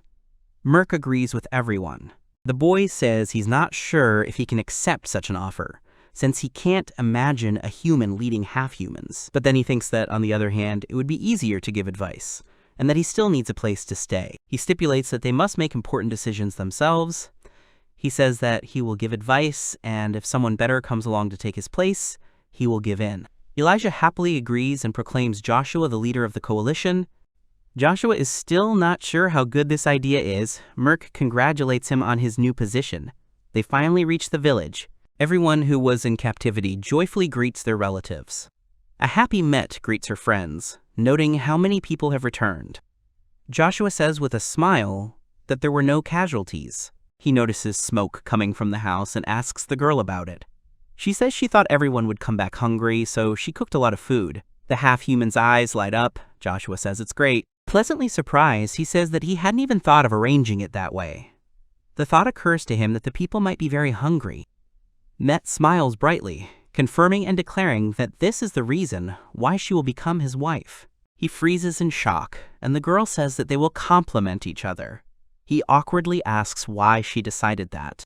Beaming, she says that she wanted to tell him everything when she got back. She turns around, about to announce it to everyone. At that moment, Ilia stands right in front of her, threateningly saying that Met has decided to slander her in front of a large crowd again. The girl thought that her thoughts were like those of a wild boar. Everyone nervously watches the unfolding scene. Ilia sarcastically says that Met turned out to be selfishly smarter than she thought. Mete defends herself by saying that she has said nothing wrong and that Joshua will make a wonderful husband. Elijah, with apparent humility, agrees. Ilia runs up to the guy, takes his hands, and says that this day is a special day of liberation of relatives. She declares, looking confidently into his eyes, that, according to tradition, they must hold a wedding ceremony and asks him to marry her. Met screams that she will not give in, even though it is Ilia. She suggests settling the matter with swords. In the heat of the moment, Met confidently agrees. They embrace the guy from both sides. Joshua tries to ask them to stop, but it is useless. The guy starts his speech about how he said he wasn't going to, but he's interrupted by Merc, who says she's going to be his bride. The girls freeze and look at her. Joshua gets even more nervous. The girls switch to Merc. Ilia threatens to teach her a lesson too. She suggests that they settle the matter by the number of boars they catch. At this time, Asoa hesitantly suggests that they eat with everyone else. She assumes that Joshua is very tired. Ilia points this out and tells her that she is pretending to be reasonable now in order to charm the guy later. Tengu denies everything. Asuha says that there is no need for this, because it was clear from the beginning who Joshua's wife would be. The girls look at her questioningly and embarrassedly. She presses herself against the boy's side and claims it's her. Joshua winces and grimly realizes that things have taken a serious turn. The girls continue to quarrel. 2 demons approach Joshua and offer him to join the feast. The guy agrees. He thinks that this is the beginning of the existence of the new Fender coalition. Then, remembering the girls, he doubtfully thinks about how it might not fall apart. All the rescued demi-humans rejoice and celebrate with each other. Elijah adjusts his hair ornament and notices that Joshua is missing and asks where he went. One of the villagers says that the guy ate and went somewhere to the south of the village. Joshua was on his way to the southern part of the village, a half smile on his face. He thought about how there were now even more half-humans, and with the current number of houses, many of them had nowhere to spend the night. That's why the guy decides to increase the number of houses. He creates a street of buildings, saying that 200 should be enough. The residents behind him are amazed by this sight. Pleased with his work, he notes that the southern part of the village has a lot of free space, and now everyone will have a place to spend the cold nights. Ilia admires his ability to create so many houses in a matter of moments. She smiles and says that Joshua never ceases to amaze. She gives him the fabric, he thanks her. The girl replies that she is the one who should thank him. The guy looks out onto the street. The villagers carry logs and work together. He shares that he feels guilty about receiving so much help because they are probably tired by now. Ilia, with a condescending smile, says that this is not the case, and that everyone, on the contrary, is inspired to help him and is trying to catch up. The boy remembers that when he was among people, no one helped him or praised him. He thinks that it is because of the general support that he feels so fulfilled. Elijah happily says that it is also a happy day that everyone was released and adds that they still must not let their guard down. Joshua laughs and confirms her words. He looks towards the trees and talks about how they need to deal with the issue of food because hunting and gathering alone cannot feed everyone. He notes that they need to cultivate the fields because there is still land for this. Elijah suggests using the help of those who were freed from captivity because they said that they tried to do this and they have experience. Joshua notes that their help will be more useful than ever. The guy thoughtfully says that he will need to somehow get seeds for crops and acquire livestock, which is quite difficult to do on his own. He thinks that there might be something left in the fortress abandoned by slavers, or he thinks about going to the city. He puts this thought aside for later. The guy asks Ilia if she has ever seen sheep. Joshua explains that they are voluminous and furry animals. The girl replies that she may have seen similar ones a long time ago. She says that it is unlikely that they will be encountered now. The guy says that, given the number of wild boars around, this is logical, but asks to tell him if he meets one. Ilia agrees and says that he will pass on the information to Merc and the other werewolves. Joshua thanks her and says he has some more work to do and will be back. Elijah asks to help him. He refuses her, saying that she hasn't slept for a long time. But she interrupts him, saying that he himself hasn't slept for a long time and needs rest more than anyone. He notes with surprise that perhaps she is right. 2 days later, the south and east were fully developed and ready for occupancy. Elijah and Joshua look at the new area from the wall, admiring the view. The boy compares it to a big city. He tells Elijah that for the next step, they need a constant source of water. She nervously asks him if he can create water out of nothing. The guy says that it's too much for him. He reminds her that there is a river nearby and that a water canal can be dug from it. Elijah asks if this will be too much of a task. Joshua admits that he has already asked some half-humans to do it, and that it should be ready by tomorrow. Elijah is surprised. She says admiringly that Joshua can do anything. He continues the conversation, but she distracts him a little by calling him by name. She asks if he can do something for her when he brings water to the village. The boy readily agrees. She thanks him. The girl points towards the mountain and tells him that there is a large hot spring there, closer to the ascent. Joshua happily asks if it is an onsen. Elijah is glad that he understands what she is talking about. Joshua replies that he has tried it several times and it takes away the fatigue like magic. Ilia sheepishly says that it would be great if they had an onsen in their village, because its waters are very good for the skin. The girl apologizes for her selfish request, but Joshua stops her. He notes that he would also like the source to be closer, because they can only wash themselves by the river, and hot water would be very useful to them. Joshua muses that heating water from the water supply would be ineffective, and says that they need to move the source closer somehow. He asks the girl again about the location, and she says that she can take him there. He says they need to move right now, and she, beaming with joy, agrees, but something darkens her mood in the end. They walk towards the spring, and Elijah turns irritably towards the people behind him.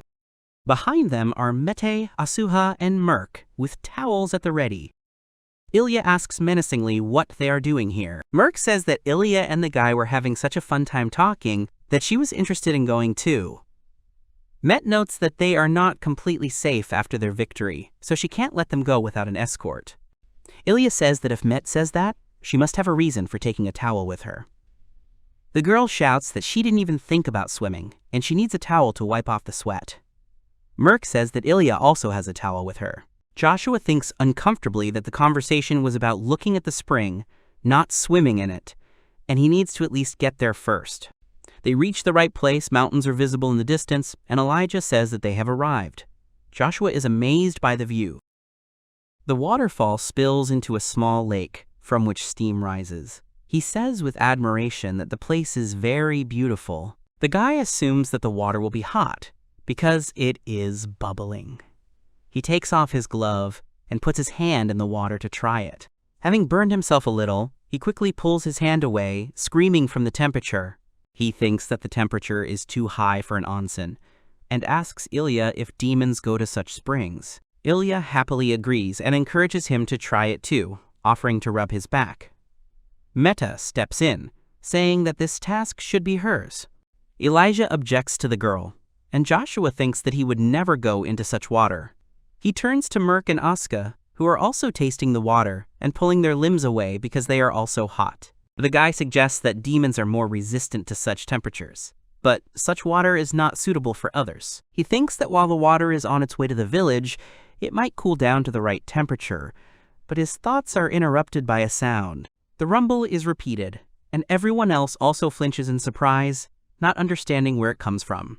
The guy assumes it's an earthquake, but Merc says it looks more like a large herd of wild armored boars, or something of similar size. Joshua notes that it worries him that the sound is near the village. Merc confirms that it is coming from the direction of the village, to the south. He apologizes that the onsen won't work today. Ilia tells him not to worry. She reproachfully says that only Met hoped for something, but she, on the contrary, blames Ilia. Met falls silent, offended, pursing her lips. Joshua tells her not to worry, because they will soon have their own source. He asks Asuha to report the tramp to the village, and she agrees. Asuha flies off towards the village. Joshua says they'll go check out the source of the sound. Met is still sulking a little. They all run together towards the place where the sound comes from. Joshua notices clouds of dust rising above the forest and notes that only a herd of wild boars could have done that. He thinks intensely that they could be armored boars. He speculates that even though they don't herd, under the influence of the Demon King, they could be used in this way. He notes that humans and a Demon King are fighting over this land. They run on, and the boy notices that the unknown source of the noise is already quite close. He appraisingly says that they are moving too slowly for boars. The guy is surprised to realize that these are not boars. A herd of something black and fluffy is rushing towards them. He sees horned, furry creatures that look like rams and realizes that they are moths. Merc asks Joshua again. The guy explains that they are a special kind of sheep, bred by the Demon King, that produces milk and more wool. He notes that their raw material is very valuable to humans, but they are aggressive, smart, and can eat meat. The guy says that their wool would be very useful to them, but they would hardly be able to cope with such a herd. One of the creatures notices the guy. It bleats and points at him as if he were human, catching Joshua off guard. Joshua is amazed that the creature can talk. He assumes that it is the leader of the herd. Mauve indignantly asks if the guy is going to interfere with them. The boy tries to say something, but the bleating drowns out his voice. The creature says that although the grass is tasty, the place has become dangerous. Ilia looks at the herd with apprehension. The main Mauve decides to give the command to wipe the man off the face of the earth, and the entire herd turns to the heroes. The Mauves scream furiously that people are dangerous, and that they need to be trampled. Ilia tries to protect Joshua, telling him to step back and already drawing his katana. Joshua doesn't allow her, noting that there are too many of them and that they all need to get back to the village. The girl tries to object. At this point, when everyone decided to turn back, Merc gets into a defensive position. The guy asks her what she's doing. The werewolf replies, with wolfish eyes flashing, that she doesn't feel like running. Joshua calls out to Merc questioningly, and several shadows fly past him. Other werewolves appear in front of the guy and also take a defensive position. They are determined and watch the language closely. They start barking. The guy gets scared and says worriedly that attacking head-on like that is too dangerous. Ilia approaches him, drawing his attention to something. They see that the languages have stopped, and that the creatures themselves cannot understand why they react this way, and why the hooves no longer stomp. They were scared by the werewolves and their dog-like barking. Joshua thinks the bond between the Mauve and the werewolves is like the bond between wolves and sheep. He says they should take advantage of it. He gives Merc and the others the task of surrounding the Mauves along the perimeter. The creatures began to panic out of fear, not knowing what to do. The werewolves surround the Mauves and herd them all into one pile. Even more frightened, the Mauves bleat. They are shaking with fear and asking each other what they should do. Joshua realizes it's time to act and creates a wooden fence around them, giving them no chance to escape. The creatures give in to the pressure, not understanding what kind of tree has appeared around them. One of them points out that more people are running. Then, looking closer, they realize that these are people with horns and wings. Reinforcements from the village have come to the heroes. They feel despair, knowing that they have nowhere left to run. The leader of their herd, filled with determination, says that this is no time to lose heart. He shouts that they will defeat everyone but is interrupted by the tip of a katana. Ilia, ready to attack, threatens them with her sword. Mauve freezes in fear, and all his resolve evaporates. Ilia looks at him with a piercing gaze, and this frightens the animal even more. It begins to retreat under the pressure of the girl. Relatives call the brave Moa Cerezue and sympathetically say that she lost. Ilia asks Joshua what they should do now. The guy notes that they don't want to fight anymore. All the Mauves now quietly crowd around their defeated comrade. Joshua notes that now that they have finally stopped resisting, he can try to talk to them. Together with the girls, they approach the main Mauve, who, tired and defeated, lies on the ground. It barely moves its tongue, but as soon as the heroes get closer, it tries to defend itself. Joshua calms the creature, assuring it that they do not intend to hurt it. Mauve apologizes and says that they were scared because people were constantly attacking them. Joshua is sorry to hear this and asks if they belong to the Demon King. Mauve agrees with him, saying that it turns out that way. The creature explains that they were constantly kept in tiny barns and mistreated, so they decided to escape. Mauve complains that they were given mud to drink instead of water and rotten meat instead of food.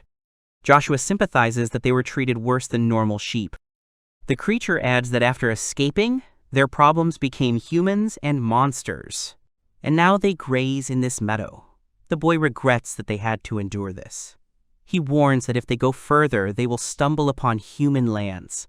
The creature, resigned, says that then they will be attacked again. The mobs make sounds of suffering, and Elijah turns to Joshua. She says that if he doesn't mind, they can involve them. Joshua asks if she's sure. Ilia agrees and confidently says that he's leaving the choice to the leader of the coalition. The guy awkwardly doubts his post. Joshua says that for now they have decided to accept them.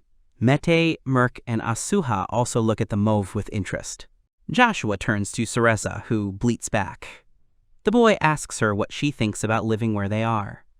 The creature asks if they can, since it's their land. Joshua says he doesn't want to ask for anything in return, but asks them if they can share their milk and wool in exchange for fresh food and shelter, and all the land they are given they can use as they please. Mauve can't believe they've received such a generous offer and even been offered a place to live. She says they'll be happy. The guy says they were looking for a source of wool and everything turned out well. Mauve says she hopes they'll be kind. They introduce themselves and Joshua shakes the creature's small hoof in agreement. They return to the village. The guy explains to Cereza how to get to the river and says that it is quite close to the settlement. Cereza and her kin would like Evans. She described it as large, big enough to accommodate her entire herd. The Mova's wish into consideration, and says he will make them a giant barn. Using his powers, he creates a wooden building. The Mova are amazed by his power. They are surprised that the house appeared out of nowhere. One of the Mauve says that a person can be stronger than the demon lord. Another says that he is stronger than their shepherd, for sure. Joshua refuses and offers to enter the barn.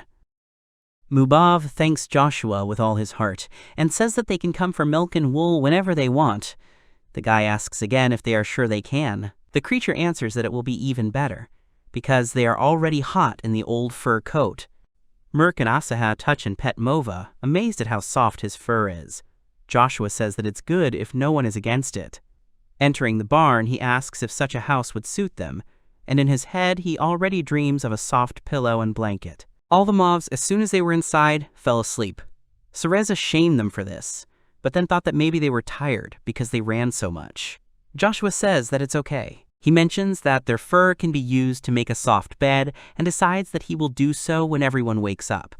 Instead, Cereza offers him to sleep on her. Joshua looks at her questioningly. Cereza says that they served as small beds for the demon lord's soldiers. Joshua asks if that's true. Mauve confirms the information. The guy says he'll wait for him at night. He says he'll be happy to help. It's deep night. The moon is full in the sky.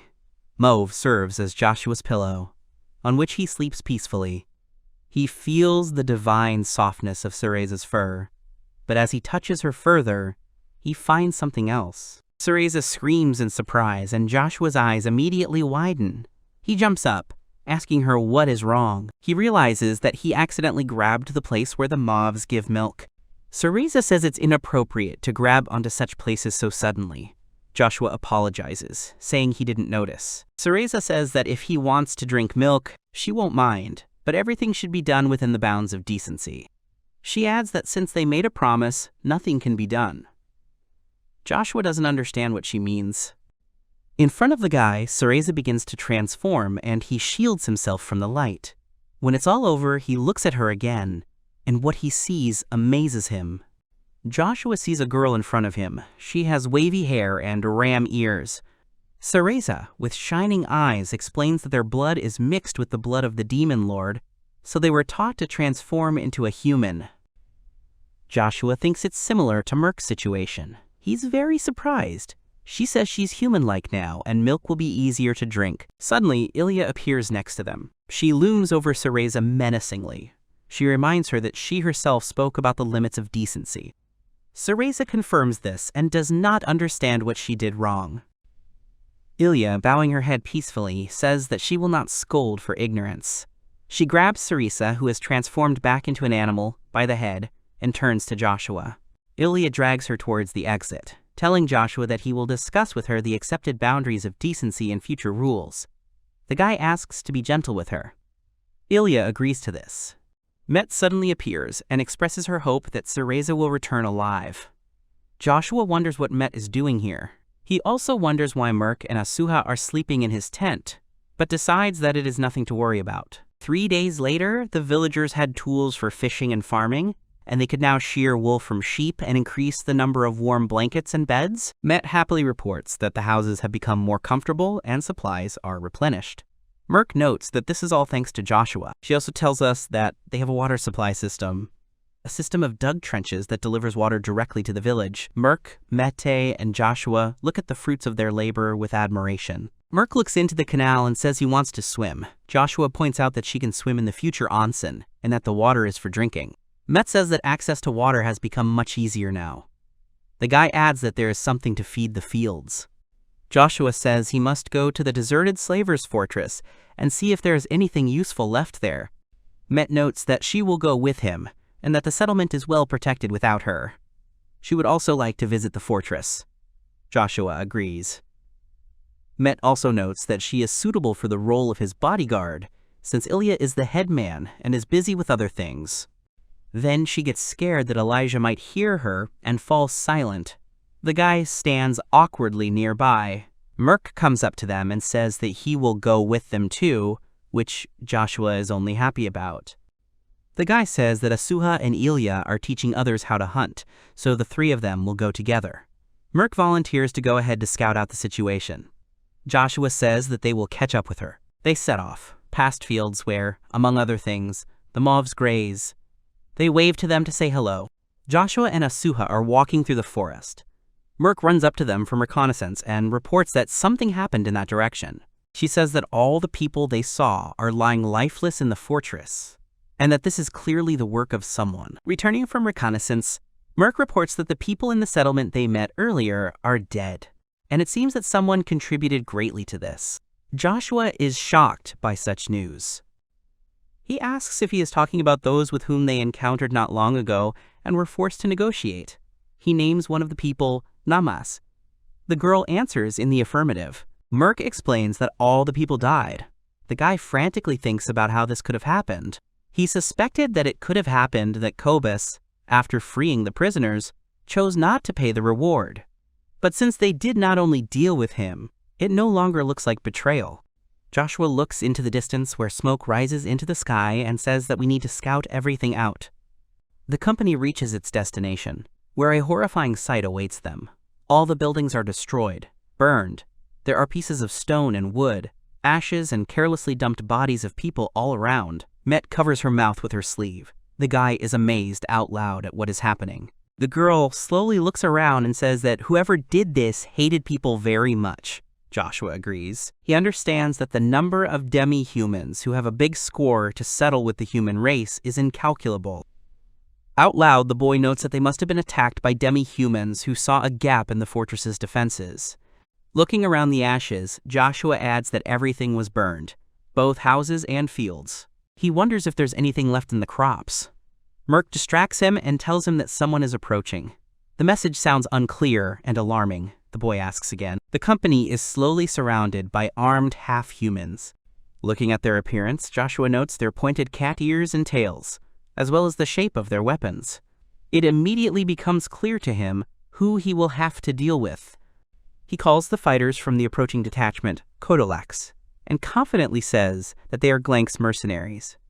Met tries unsuccessfully to repeat the word, which is difficult for her, but only separate syllables come out. Merc, however, singles out the word mercenaries for himself. Joshua begins to explain that the Kodolaks live in the desert, the Glank region, and he specifies that they are also half-humans. One day, they were attacked by people who wanted to take prisoners. The homeland of the Kodolaks was destroyed.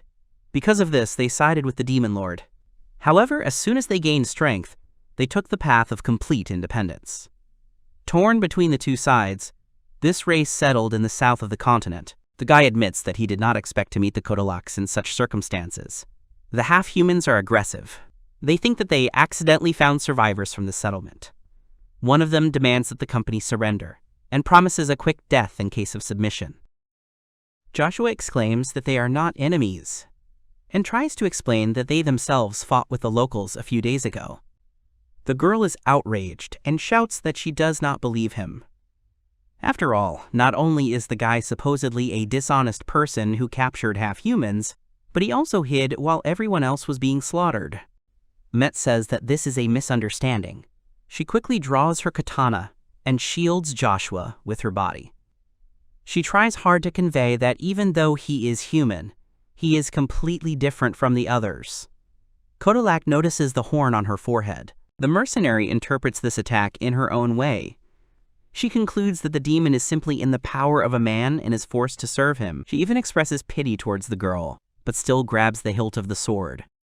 Mete is shocked by such a statement. The girls engage in a fierce battle. The mercenary taunts that her rival is quite skilled in combat for her unenviable position. Met furiously replies that this is not true. She does not depend on a human. She shouts at Merc to protect Joshua. She responds that she knows this without instructions. The werewolf watches the battle closely. The guy assumes that the combatants are equal in strength. However, other mercenaries are already approaching the meeting place. Joshua frantically considers what would be the right thing to do. He understands the difficult situation of the race he has met, and he doesn't want to make enemies from the Glenk region. There is definitely no reason to fight. The boy calls out to Meta. He asks her to back off. The girl obediently complies with the demand, and the guy uses the crafting spell. Instantly appears right in front of the mercenary, preventing her from completing her attack. She strikes, but her sword only hits the rocks without effect. Joshua thinks he has stopped the attack. However, the mercenary deftly grabs the ledges and in a few moments easily finds herself on top and effortlessly flies over the wall. She is determined to finish the fight. At the last moment, someone calls her by name and demands that she stop. Nia obeys, but immediately begins to justify her decision. The company seems suspicious to her, no matter how you look at it. Kodalak, who turns out to be her father, agrees, but not completely. He looks over the group carefully and notes their unusual composition of a human, a werewolf, and a demon. The mercenary thoughtfully notes that it is not easy to come across such a motley company. However, before he can finish speaking, an arrow flies past him at great speed. Everyone starts looking around nervously, but then the shooter gives himself away. He menacingly asks who these half-humans are. Joshua is amazed to recognize Elijah, armed with a bow. Ilia suddenly grabs her katana and rushes at the Kodalaks without thinking. In response, they immediately draw their weapons, demanding that she stop immediately. However, the girl does not intend to obey them. A fight ensues, in which she confidently and without a drop of fear fights several opponents. Nea's father looks calm and doesn't seem to be in a hurry to intervene, standing a little further away. The same can't be said for Ilia. The girl rushes at him in a rage.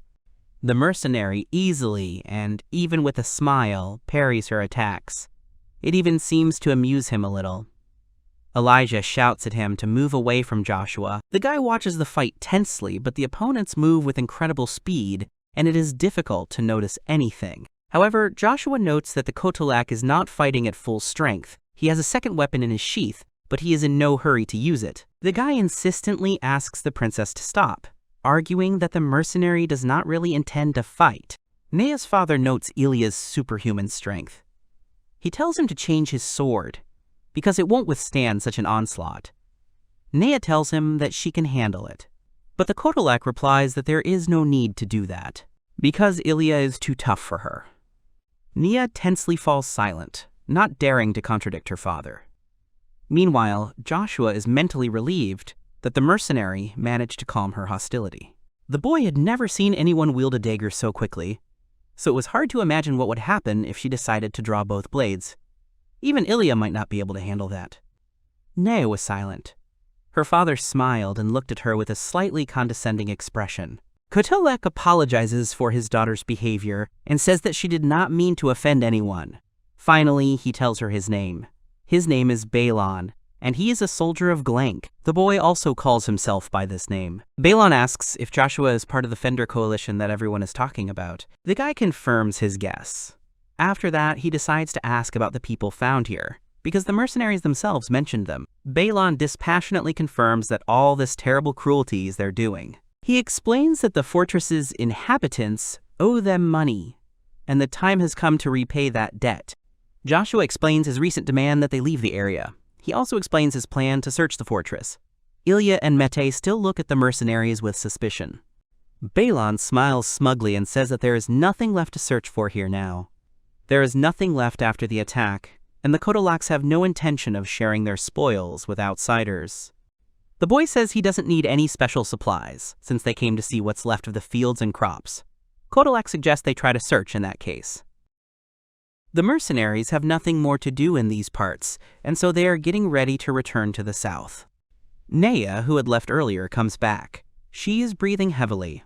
Bolan asks if she was able to find anything, and receives the answer that there is nothing in the fortress. Merc asks who they are looking for. The Kodolaks, somewhere in the vicinity. He asks if anyone has seen it. Mer says she didn't see or smell anything, and promises to let her know if she finds out anything. Balon thanks her. Nea is clearly angered by all these pleasantries. She bites her lip. She remains tensely silent. And Joshua wonders if their comrade has been caught by other, not entirely honest people with more than dishonest intentions. He wants the missing man to be found as soon as possible. He is pulled out of his thoughts by a shout. Someone is asking what someone did there. The boy turns around. The Kodolak's wagons are lying on their sides. The sacks and boxes they were loaded with are scattered haphazardly. Balon smiles crookedly and says that they have brought trouble upon themselves, and he notes that it looks like they won't be going anywhere now. The mercenaries gather around the carts, examine the damage, and sort through the cargo. The damage looks pretty serious. In many places, the wooden planks are broken or cracked, the axles are broken, and not all the wheels themselves are intact. Nea gets angry and asks irritably how they could break the carts. Her father tries to calm her down and says that anything can happen. However, he notes that they will not be able to carry away what they have acquired in their hands. Joshua offers to help with the repairs, explaining that he can use magic to do it. Balon is initially excited, but then notices that 5 wagons are damaged, meaning it will take a long time. Looking at the damage, the guy notes that the wheels can simply be repaired. He says that for him, such a matter will take only a couple of minutes. Nea asks him not to talk nonsense. She explains that even an experienced mage would need at least a day to repair the cart. Joshua jokingly remarks that perhaps this experienced magician was doing something else. There's a pause. Nea is angry, and Balon rubs his chin thoughtfully. Finally, he makes his choice and says that if Joshua insists, he can start repairing. Also, the Kodolak promises that in this case, he will not offend with the reward for help. With many curious glances on his face, the guy gets to work. He says that instead of fixing broken wheels, you can just make new ones. In the blink of an eye, the carriage vanishes into thin air under the spell of magical will. Nea is scared and angry, asking what Joshua just did. Her father tells her that creation magic requires placing materials in storage. He asks her to be quiet and just watch what is happening. The girl replies irritably that she knows about it, but does not understand how it is possible to move an entire cart at once. Balon only smirks at this. But he too has never seen a whole cart placed in storage. Unwittingly listening to their dialogue, Joshua understands that, compared to the magicians of the south, he is quite strong. Under the spell of repair, the cart returns to its original place completely intact. Kodolak is surprised and pleased by this event, and notes that it really took a couple of minutes. Balon says that the guy is really good at magic and invites him to join their group. Ilia is infuriated by this proposal. She exclaims that this is not right. Together with Met and Merc, she shields Joshua with herself, as if protecting him from an unwanted decision. The guy can only politely but firmly refuse. However, he notes that he can still be called upon to repair the damage should the mercenaries and their troubles ever show up nearby again. Of course, such help will also come at a price. Balon replies that he will keep that possibility in mind. He says it's time to fulfill his promise and asks what reward Joshua wants for the work he's done. The guy replies that he needs the plant seeds. Their quantity is not so important. Even a couple of seeds will be enough. Kodolak asks someone to get the seeds. Nea is horrified and can't believe her father is willing to give them away so easily. Her eyes widen in surprise and alarm. Balon replies that they don't plan on sedentary life anyway, which means they won't be able to sew anything anyway. However, his daughter still tries to stop him. She says that this is Glenka's last legacy. She also mentions a certain Liza and her mother's last wish, which now depends on something. Kodolak replies, somewhat thoughtfully, that it would still be better than letting the seeds simply rot uselessly. It would be far wiser if others could use them properly and maintain hope for a future harvest. Balon hands a bag of seeds to Joshua. He calls them glank wheat and asks him to grow them thriftily. The boy carefully presses the bag to his chest. He asks if growing this wheat requires care. Kodalak replies that it is not a weak crop, and it will be enough to give it a little water for it to grow big and strong. It will have to be harvested often and in large quantities. The mercenary says goodbye to his new acquaintances and invites Joshua to drop in for a visit whenever he happens to be in their area. Nea waits for him silently a little further away. Suddenly, Balon gives advice to be more careful. The guy asks if this warning is related to other people who might be doing bad things in the area. The mercenary replies that it is not. It is just good advice. Joshua thanks him. Kodalak turns and waves goodbye. The company heads back to the village. Their task is fully accomplished. They have received the wheat seeds. But the guy is haunted by some vague, dark premonition. Merc is skeptical. She says it doesn't look like what she saw can be used. Joshua says it'll do for now. There's a piece of cloth on the ground in front of them, and on it is a large pile of vegetables. This is the result of their search in the fortress. They did this using the werewolf's olfactory skills. But since everything had already been looted and carried away, the search ended with the discovery of 200 demonic turnips. The guy says that you can increase the amount of seeds. According to him, growing demonic turnips is not that difficult. Merc asks what it is. According to the merchants, it is an ordinary turnip that has absorbed excess magic. This crop is not only very effective, but also safe to eat. The girl is not impressed by the story and ends up with more questions than answers. Joshua explains it more simply. The demon turnip is the same turnip. It just grows faster. It only needs to be watered a little, and in a month you can harvest. The guy also notes that the demon turnip tastes very bitter, although it is certainly edible. He reminds them that they still have the wheat that Balon gave them, which means it's time to make a field. But since the first mention of the taste of the demon turnip, Merc has been haunted by this fact, and she indignantly asks again twice. Joshua, Elijah, and Med are standing in a field. The guy says that the place for sowing is ready. However, before plowing, something still needs to be done with the grass. Then Joshua gets an idea. He remembers the mobs they had previously given a home to. He calls Cereza, who happily responds. The guy asks if the language can help him deal with the grass, and is assured that it is not a difficult task at all. Joshua explains to the future farmers that after the grass is gone, the land will need to be plowed, and then all that remains is to sow millet and turnips. The boy takes a handful of seeds out of the bag, and he and Matt look at them in bewilderment. The seeds look strange. The girl notes that they are too dark and asks if they will definitely sprout. Joshua says that he himself does not know. He does not understand such matters, but he notes that it really doesn't look like the color of millet. However, Balon said that everything should be fine, so it's worth trusting and just trying it. Ilia reports that she has gathered everyone who knows how to handle the earth. Behind her stands an impressive number of half-humans. They look motley, but confident. The guy thanks her. Thanks to the mauves, the grass is gone, and the demons begin to cultivate the soil. They look a little ridiculous, but they are full of enthusiasm. Joshua watches them. Asuka is participating in the landing with Merc, Mete, and Ilia. It's a bit tiring, but they manage. At one point, Mete wipes the sweat from her forehead with the back of her hand and smiles. The princess says to the seed that she prays for it to grow strong. Balon's words, Nege Kari, he said that this was wheat from their native lands, so he asked to grow it with care. Very soon, the field will be covered with a golden shroud of millet, and Joshua would like to show the Kodalax the result. Sowing work is successfully completed. A couple of days later, Merc approaches Joshua with a request. The guy looks at them with Asuha questioningly. The girls are determined and say that they want clothes. Joshua asks again what kind of clothes they mean. Maybe something unusual or special? Merc replies that yes, they need exactly that. After all, he and Asuha use magic and ordinary clothes won't do. The girls exchange a smile and say that they need clothes specifically for magicians. And, of course, they must be paired. The boy understands their request. He says he will try to make something from the mauve wool. Merc thanks him. Joshua wonders out loud what magical and paired things can be done. Having finally made up his mind, he says he has an idea and casts a craft spell. Instantly, the girls are transformed. They are already dressed in the ordered outfits. They take turns asking coquettishly if their new looks suit them.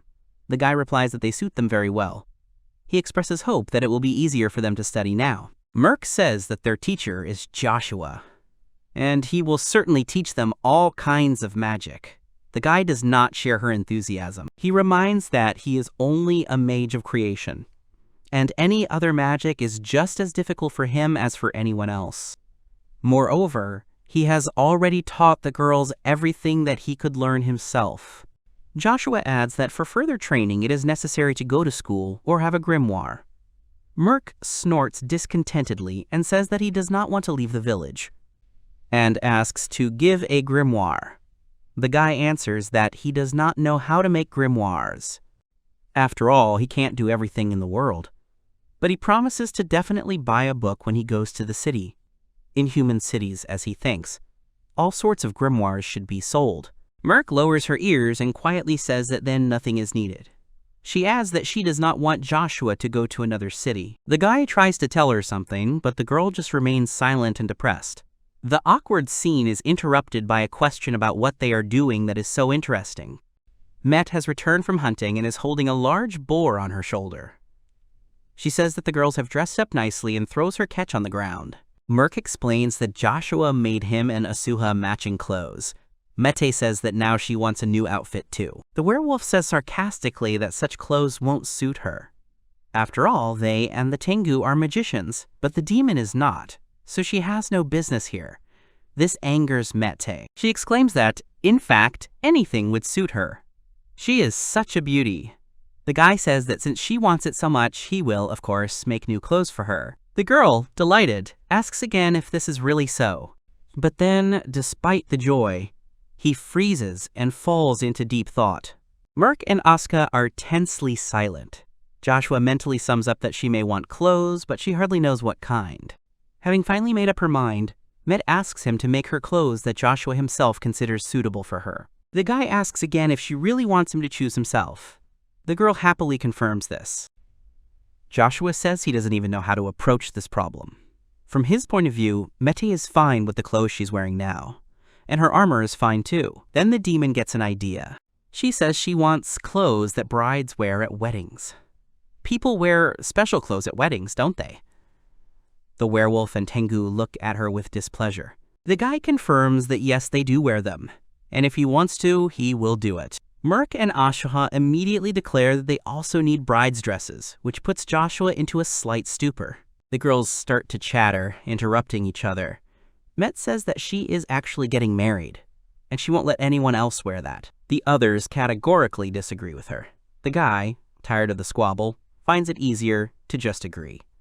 Elijah comes up to them and asks what Joshua is doing. The guy explains that the girls had an argument about clothes. Elijah is outraged and demands that they stop making him uncomfortable. She says that their behavior will make Joshua hate them, but he immediately says that he won't do that, even if they treated him worse. The princess takes the guy's hand in her palms and says that she loves him very much. She smiles sweetly and blushes a little. Joshua awkwardly replies that he does too. And then, under the heavy gaze of the others, he corrects himself and adds that, of course, he loves everyone else too. Mete says indignantly that Ilia is ahead of them all again. However, the princess categorically states that she does not understand what is being discussed, and there is no need to denigrate the dignity of others. She also adds that the boy can no longer stand their childishness. These words cause fear in Asuha.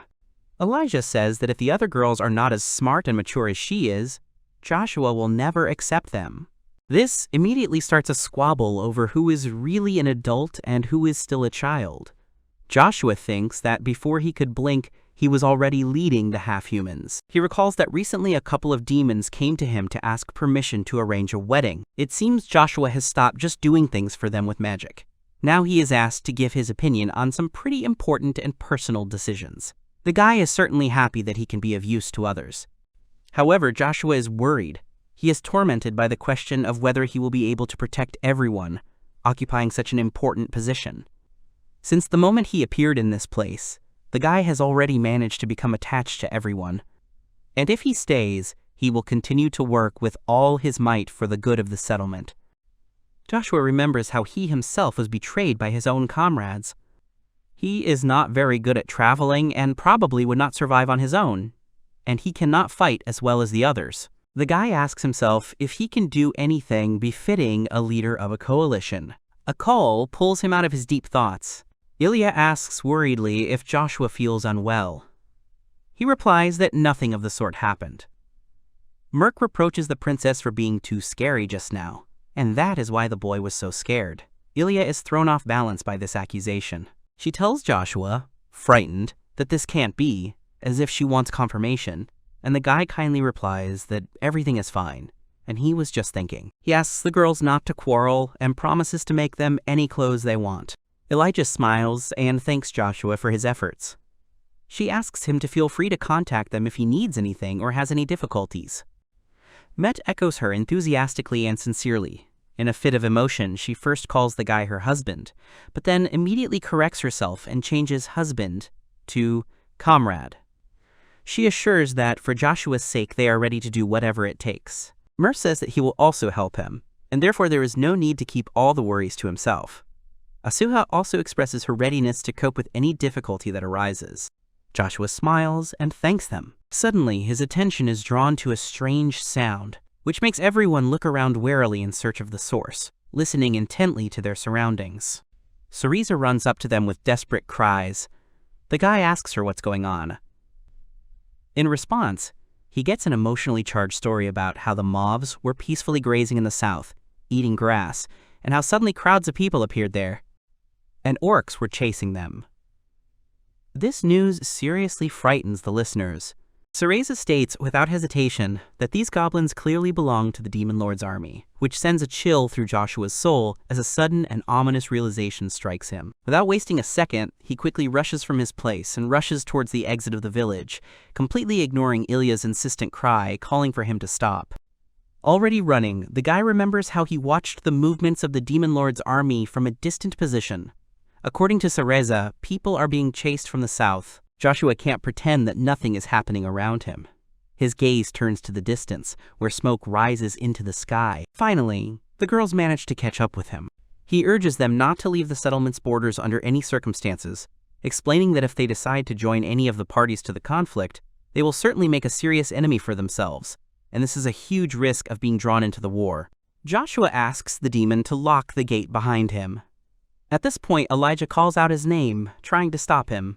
The girl tries to convince him that it is too dangerous to go alone, but the guy in turn reminds him that if the half-humans decide to side with the people, they will certainly go against the Demon Lord and put themselves in mortal danger. Joshua's mind is filled with terrifying images of possible consequences, dark visions of how this conflict could end for everyone involved. The boy demands that his friends remain where they are and not move until he returns, and despite their objections and calls, he rushes forward headlong without turning around. The wagon with the fugitives desperately tries to hide from pursuit, but the orcs do not lag behind.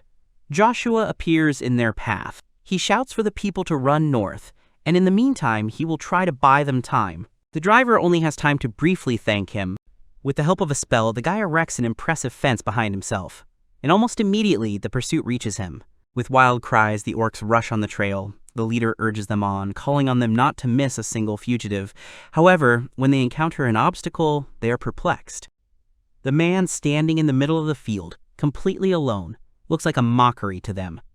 They call him a fool. They shout that whole mountains have been dealt with like him. Their wild laughter frightens Joshua, but he must cope. Gathering his will into a fist, the boy shouts at the orcs to try if they can. He threatens to take them all with him, to which he receives the answer that only he will say goodbye to life here. The monsters rush to attack. Joshua waits until they come close enough. The plan is simple.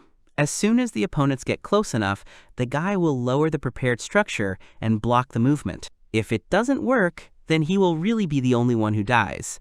However, Ilia doesn't allow him to wait for the right moment. The girl says that the guy's enemies are her enemies too, and no matter how strong they are, she will fight.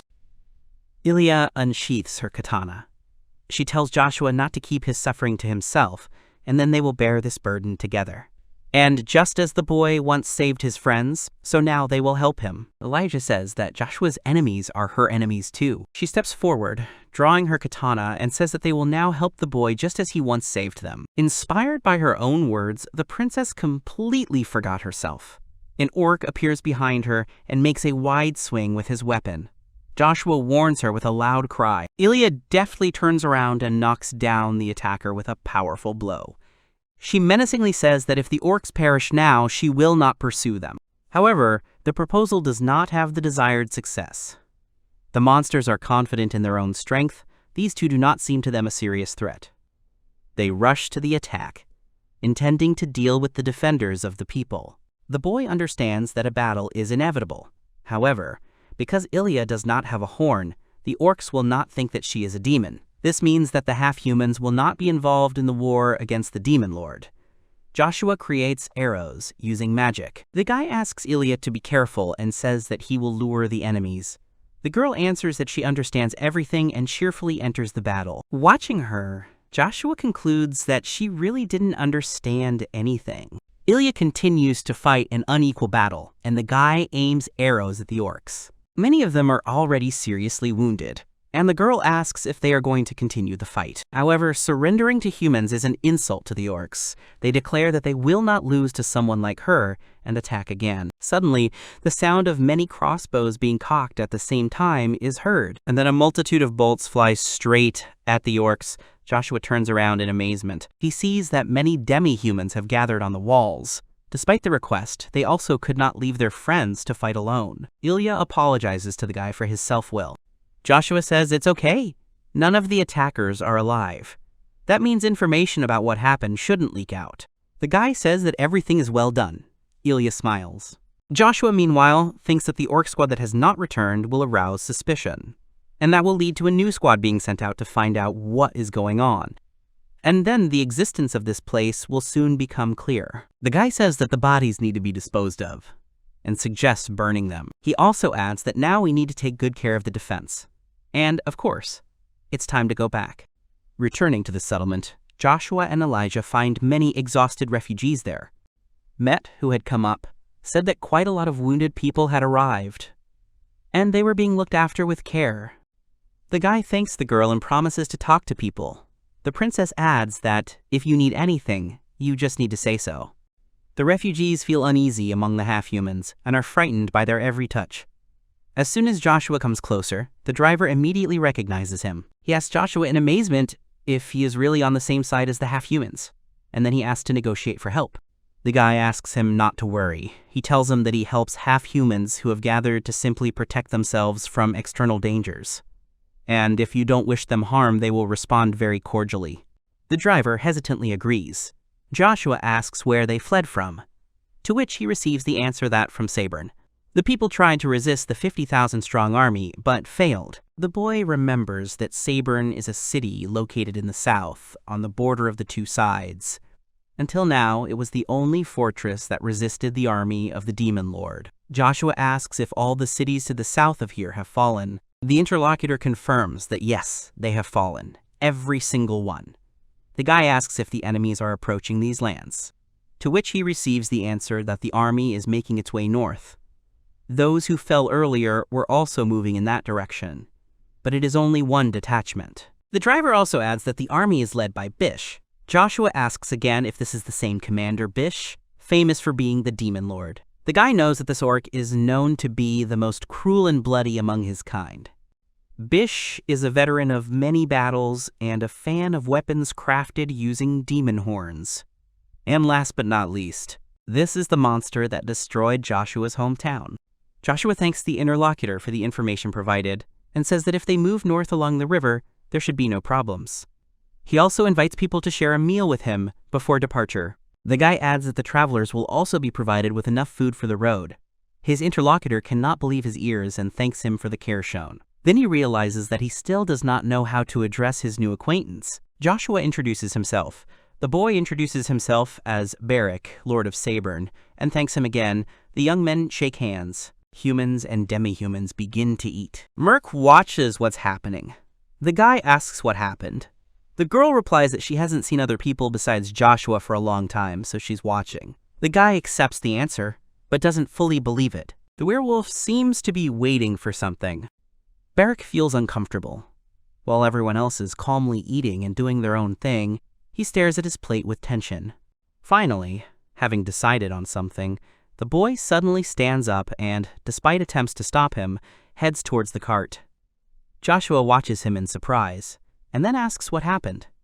Beric takes out a massive box. He says that he can't do that, otherwise God will never forgive them for this. One of his companions says that in that case, they will have nothing to oppose the army with if something happens. The Lord shouts that in that case he will stand against the army alone, and calls Joshua. He opens the box and tells the guy to take its contents. Joshua is shocked by what he sees. There is a small figure looking at them from the box.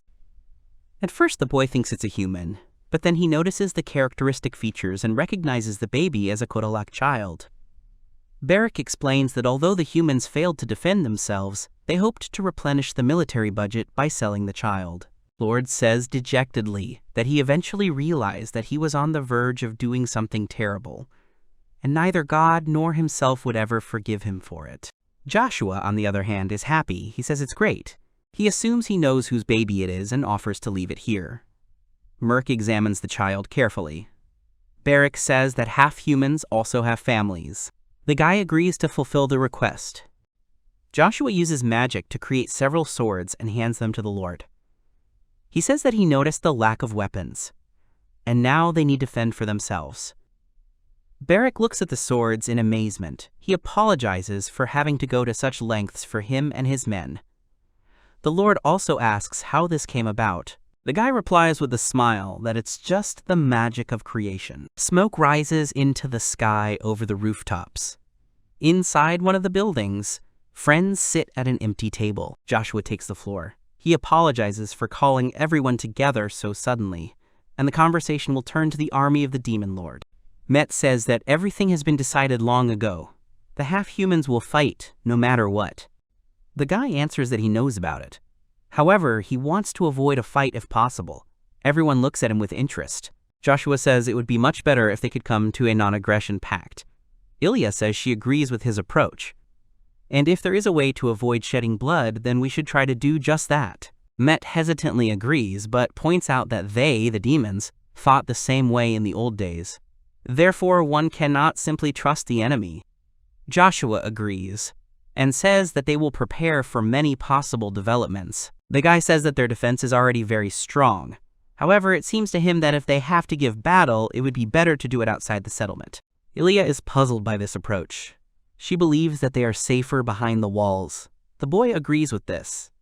However, there is one important point.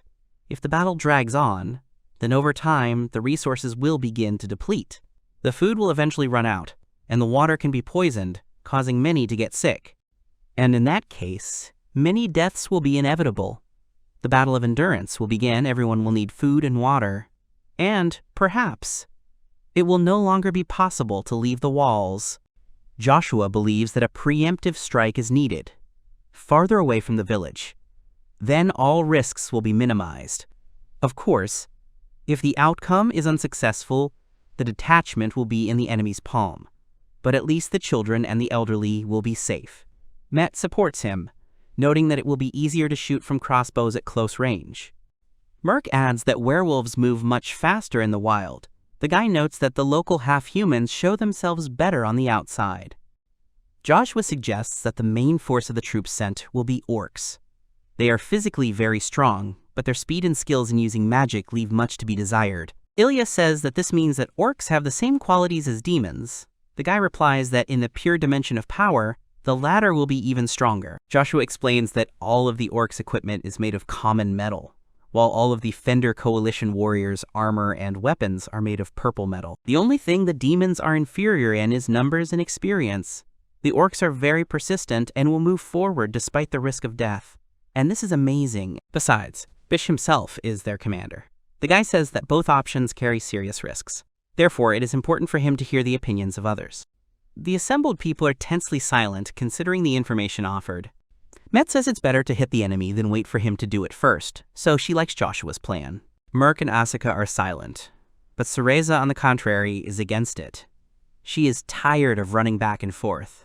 That is why she thinks it is better to sit behind the walls and let things happen. Merc asks her if she really wants to become the orcs' bed again. Cereza hesitates, but eventually admits that if the orcs get to them, there will be nowhere to run. So she changes her mind and says she votes for a surprise attack. Joshua thanks them all. The guy says that in that case, it is necessary to start training. For Ilia and Mete, it must be physical. Merc guy says that she needs to develop her healing abilities. The werewolf promises that she can be relied upon, because she will become better. Asuka Joshua asks not to abandon the power of the wind, because it can play an important role in the future. Tengu agrees. The guy says that of course he will try too. Joshua suggests getting ready. The friends get up from the table and go outside. Hour it has come. Under Met's guidance, the demons practice crossbow shooting at targets. The girl takes the matter very seriously and demands that those who have problems with the aim repeat until they get accurate hits. Joshua finds her approach quite strict.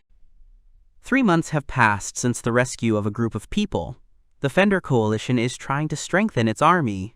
Warriors master different types of weapons, bows and crossbows, swords and shields. Mastering each weapon is in full swing. It's safe to say that the settlement's defense is currently the best on the mainland. Meta proudly asks the Kotalaka child if he thinks their weapons are cool. She ruffles the girl's hair and says that Joshua did all of this, not forgetting to accompany his name with the pronoun my. The boy smiles awkwardly. The other children call the girl to play. She hesitates a little. Finally, she gives in and enters the game. Met notes that even though the young captive doesn't say anything, it's still great that she's slowly starting to open up. The guy agrees with her. He adds that it was painful to see her cry in the first few days. The girl changes the subject and expresses surprise at Joshua's idea of making a hole around the castle. That's what she calls the moat. Met also likes that the walls are now reinforced with iron. She says that now everyone will have to reckon with them. The guy smiles contentedly. He notices that it is no longer scary to say that with such extensive development, even if the Demon Lord's army comes, the fortress will be able to withstand it. Joshua thinks that if there is a possibility to avoid war, he should try. With such a defense, the enemies will be more willing to negotiate. And yet, it is necessary to think through the option in which war cannot be avoided. Meanwhile, the training goes on as usual, and the girl dutifully gives orders. The guy continues to develop the idea and thinks that staying and defending from the inside would be a less preferable option. It would be much better to prepare for the battle from the outside. The baths are finished. Clean, unclouded water shared between the races. Joshua says they can now enter. Mete expresses joyful anticipation. She exclaims that their beloved village now has a real onsen. The guy says that it took time to strengthen the defense and attack force, and only now have they gotten around to the onsen. The demons are ready to try out a new form of relaxation and are actively undressing. Met makes a remark to them. She says that there are separate rooms for undressing. Finally, all the issues are settled, and those who want to start going into the water. Met says that it's time for them to swim, because she can't wait any longer. Ilia happily picks up on this and invites Joshua to join in. The guy doesn't really understand her desire. The princess adds that, in fact, they even prepared a special place for him. Joshua, frightened, asks what this means. Met says they've already noticed that the guy needs privacy for certain things. Apparently she remembers all these cases. The girl happily declares that for this reason they have prepared a separate pool for Joshua, hidden from prying eyes, and points towards the entrance. The guy remembers that they built it for Asuha at her request. Mete says that she asked the Tengu to lie about it. Asuha apologizes. Tengu says she thought Joshua would have refused otherwise. The guy says he's glad, of course, but there's too much room for him. Ilia immediately says she'll go in with him, and there's just enough room for her. The princess states that her goal is to rub Joshua's back. Mete immediately flares up and starts shouting that Ilia is up to her old tricks again. The other girls start to chime in that they want it too. Asuha offers the guy her services. He shyly replies that he can handle it himself just fine. After listening to this hubbub for a while, Joshua makes a decision. But then he freezes. A terrible picture of the consequences of an unsuccessful battle that has not yet happened emerges in his mind. In a painful vision of everything, his friends and comrades are dying. The guy apologizes to Ilia and says that he still has some things to do. The girl, puzzled, asks if this is true, and then immediately apologizes in case their behavior somehow offended her. Joshua says everything is fine and asks the girls to get some rest. He notes in his mind that he has once again imagined a terrible future. However, out loud he says only that he should continue preparing for a possible war. Left alone, the boy really begins to prepare. Using the spell of creation over and over again, he creates more and more new weapons. Joshua remembers that ever since he came to this place, he has noticed something strange about himself. The boundaries of his vault are opaque. Very large objects and even ready-made structures can easily fit in there. The guy thinks that in a pinch he can even pull out the fortress fences. The storage can also be used to hide weapons and collect more arrows to use against enemies later. Joshua tells himself that he must think of many different tactics. Thoughts and ideas wander through his head, forming various complex chains. He endlessly thinks about what he can think of and create. The guy understands that even if he thinks everything through to the smallest detail, the anxiety will not go away, and peace will not come. Joshua wonders if they can win. The castle's defenses are at their highest level, but still, death is inherent in war, and war never changes. The guy remembers Bish, the commander of the Demon Lord's army. He uses the demon horn as his favorite weapon. And this is already one of the best equipment. It won't be easy to win. In any case, that's why he has to create something else. Joshua tells himself again that he has to create. Keep doing it until the ideal is achieved. The sky is gradually starting to darken. The guy is still sitting in the same place. And busy. All themes same hasher. To him fits Elijah. Elijah tells the boy it's time to call it a day.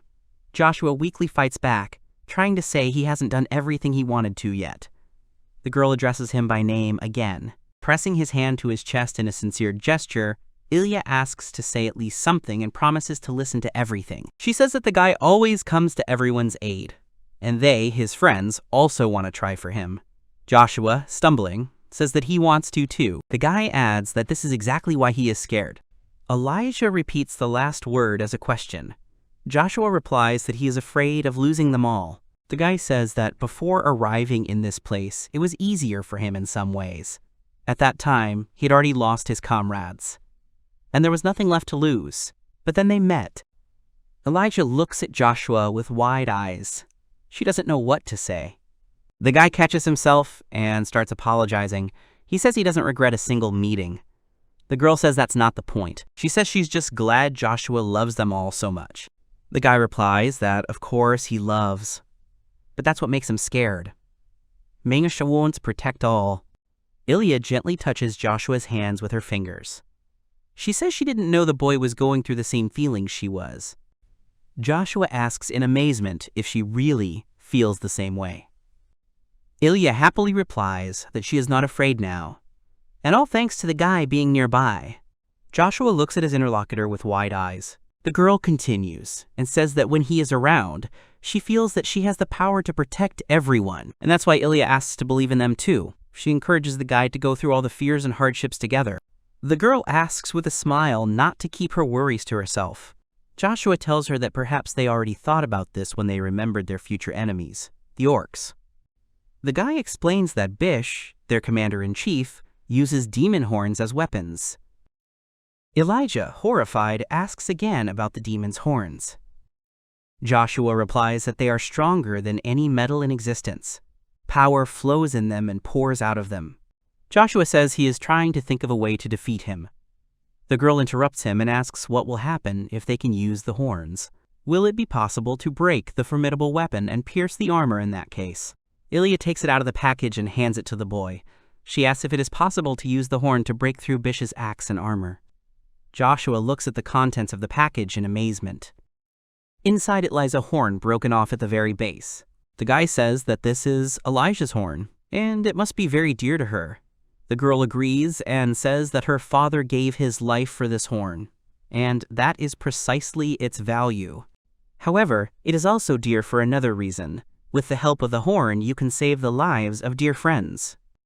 Joshua freezes and stares at the horn for a few moments. Once he has mastered his emotions, he carefully takes the bundle from his friend's hands. The guy promises to make it the best thing he has ever created.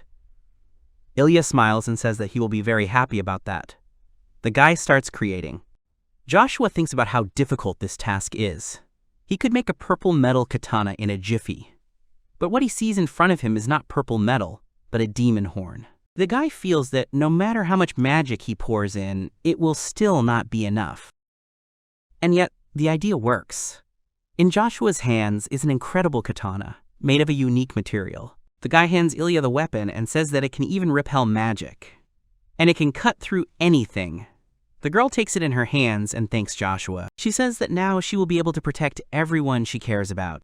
Joshua enthusiastically echoes her and says that they will fight together. Elijah thanks him again, this time for the kind words. The girl says that Joshua should definitely rest now. The guy calmly agrees. It even seems to him that he will sleep peacefully this night. The next day, the lookouts spot visitors from the south. Someone with cat ears is heading straight for the village. Joshua asks again about the cat ears. Met says that it simply can't be. However, a squad of mercenaries is indeed heading towards the gate. The boy unmistakably recognizes the leader as Balon. However, the Kodalak is not looking at him, but at the young captive in Ilia's arms. Nea runs to the baby with a sob, calling her Liza. The girl also hurries to meet her. The sisters hug and cry. Joshua says that the girl is theirs after all, thus voicing his guess. Balon says that everything is correct. The little captive is his daughter. The mercenary says he thought his daughter was already dead, but now he sees her again. Balon remembers letting people go along this path. He seems to have figured out how the poor girl got to the village. The guy asks why they came. Kodalak is silent. Finally, he says that he has come to deliver a message from the pig general. Bish orders him to come and accept the homage of allegiance to the governor general. Joshua asks where he is now. Balon replies that he is 2 hours away. The army will be passing through the southern road. Kodalak turns to leave. He says that if there is something to say, it is better to do it in person. The mercenary calls his daughters and subordinates to set off on the return journey. Met says disappointedly that she was expecting at least words of gratitude. Joshua does not understand the true motive of the Kodalak at all. However, from now on, he is on the side of their enemies, and this is worth accepting. The guy says that they should act according to the plan. Joshua tells everyone to tell everyone that only a small detachment should remain in the village, and everyone else should start preparing for the sortie. The army advances to meet Bish. Elijah addresses Joshua. She reports that everyone has taken their positions. The guy thanks her. The coalition army will act according to a pre-prepared plan. Demons and werewolves were scattered in the forest on both sides. Archers and crossbowmen are located in the rear guard. Each squad has an equipped golem at the front. Met cheerfully declares that she is no longer afraid to walk. Joshua agrees with her. He thinks that everything that could be done to win has been done. However, it is worth trying to negotiate with the opponent first. Perhaps in this way it is possible to avoid a massacre. All that remains is to wait. And waiting is the worst thing here. Someone grabs the guy by the hand. Joshua looks up and sees Elijah. Met and Merc are standing nearby. The guy smiles. An army of orcs comes out to meet them. Mercenaries are next to them. Balon looks at them indifferently, while Nia, on the contrary, looks away in shame. The orc commander asks Joshua and the others who they are. He finds the company of humans and demi-humans interesting. The guy gives his name and introduces himself to the main Fiender coalition. Bish asks again. Joshua clarifies that this is a coalition of half-humans. Balon is silent, looking away from them. Bish said he understood. They are the same half-humans from the big castle. The orc intends to state his demands as directly as possible. Bish orders them to bow their heads and become his vassals. Joshua confidently replies that the coalition does not intend to submit to the orcs, but they are not interested in entering the battle either. The guy says they can share food and water if necessary. But Bish just laughs, mockingly asking if they are really bargaining with him. However, he agrees to the deal if the settlement gives him 10 demons annually. Then there can be no bloodshed. The orc explains that the demon's horns are strong and he wants to use them for his weapon. Joshua replies that this won't do, and the coalition won't give up anyone. Bish asks if the guy is really going to contradict him. Balon intervenes in the conversation. He offers to take Joshua himself. The guy is a valuable resource, being a skilled mage of creation, and he will be able to make weapons better than the demon horns. The general asks again if this is really the man in question. Kotalek answers affirmatively and guarantees the benefit. Balon says that there is no one like Joshua, neither among humans nor among half-humans, and in the whole world. The guy wonders if the mercenary is trying to help them in this way. He is also seriously considering the offer to surrender. The longer he thinks about the possible benefit for all his friends, the more advantageous such conditions seem. Joshua is about to come closer, but Elijah grabs his hand and says that he will not let him go anywhere alone. The girl says that she would agree to see him only occasionally, but Orcish captivity is unthinkable. The guy tries to convince her that the conditions are not bad. Joshua says that the half-humans have helped him in many ways. They have tried for his sake and for the common good. In every situation they have experienced, Elijah, in despair, says that he cannot allow the boy to sacrifice himself. The girls start shouting in turn that the orcs with such a request can get lost, and each one does not miss the opportunity to reclaim her rights to the guy. The princess says that it hurts her to watch this, because none of them should say such things in front of Joshua's legal bride. Mete says that even though she judges the others, she is no better. And she even called herself an adult. Elijah replies that she is an adult. The guy tiredly says that now is not the time for such things. In any case, no one would even think of giving up Joshua. Elijah chides Balon, asking how he could even offer such a thing. Bish laughs mockingly and says that he did not want to bargain in the first place. The general adds that all this bargaining is of no use to him, since he can take all the horns right now. He gives the orcs an order, urging them to bring the heads of those who resist.